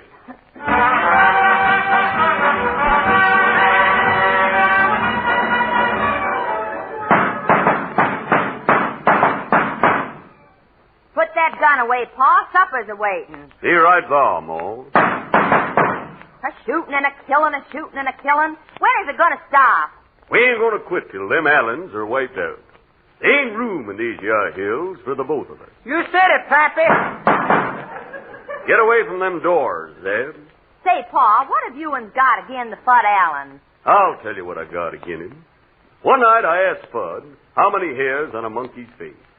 And he said, the next time you shave, count 'em. He knew I couldn't count. Well, I ain't a-cheering for that kind of city talk, and I ain't forgetting. Hey, son, barricade that double door. Ooh, Pappy. Son. They got me, Pappy. They got me. What was that, Pa? They got our boy, Zeb. Shot him right through the doors. I didn't know he was a-wearing them.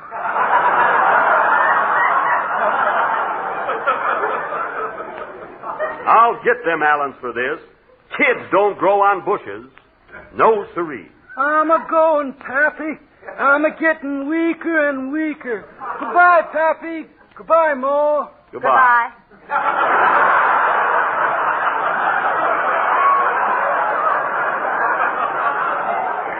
Well, what do we got for supper, Ma? Lunch. Good. Dish it out. Howdy, Uncle Jake. Hello there, Twitch. Hey, Twitch, you shouldn't be walking around with your left arm shot up like that. Well, I've been seeking some cord to tie it up with to keep the falling off. You know, Twitch, I don't like the way that arm of yours keeps the dropping off. It might be ailing. What's that you got under your other arm? My right leg.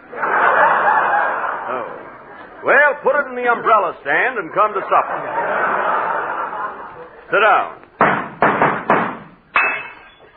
Oh, gone. I wish them Allens would hold off till we get through eating. I'm a-going, Pappy. I'm a-going. Take your time, son.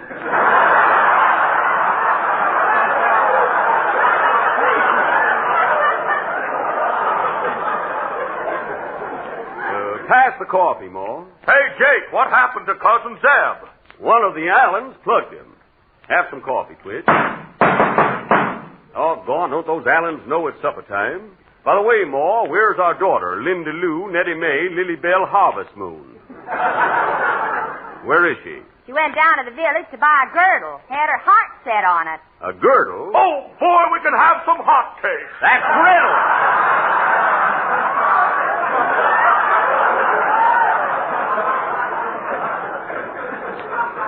What's a girdle, Ma? Something them city gals are wearing. It's like a sweater, only it snaps at you.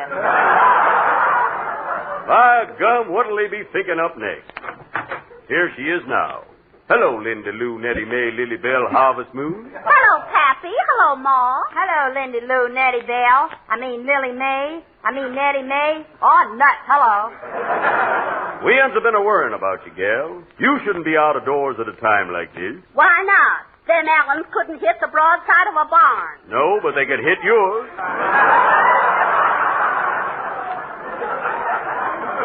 Sit down, gal. Say, Uncle Jake. What is it, Tweet? Look out the window. Ain't that one of them Allens sneaking up on us? Either that or a polecat. Give me my rifle, Ma. Watch out, Paul. Watch out. He missed me. Oh, yeah? Where's your ear? Doggone, and I wanted to hear the pitch bandwagon. Come on, Twitch, grab a gun. That'll teach them varmints. I wish Sands and we would stop this darn feud. Not Fudd Allen. He's a feuding this man in these hills. I wonder what makes him so feudy.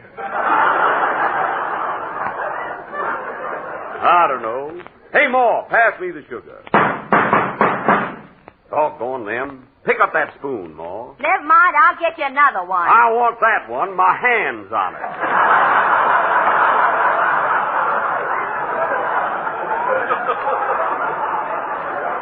Thanks. A shooting and a killing, a shooting and a killing. How many more pages to this play? Can't be many. Here comes Porky Wilson now. Hello, Porky. Hello, Jake. Say, what happened to Zeb? Them Allens done plugged him. And none of us ain't safe till this feud is over. I am. I'm so big they're scared to shoot at me. Why, them Allens is as yellow as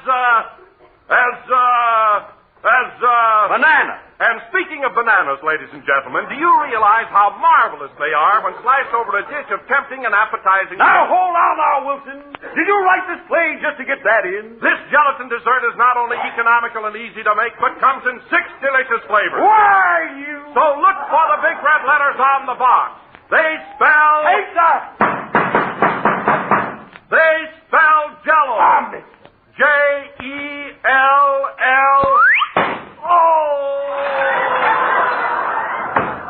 That got him.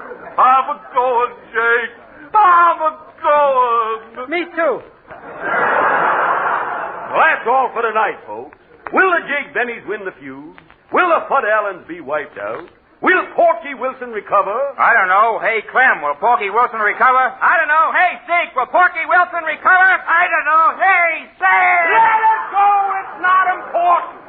My goodness. Play, Hill. Today, ladies and gentlemen, your grocer offers you 2 great Jell-O products.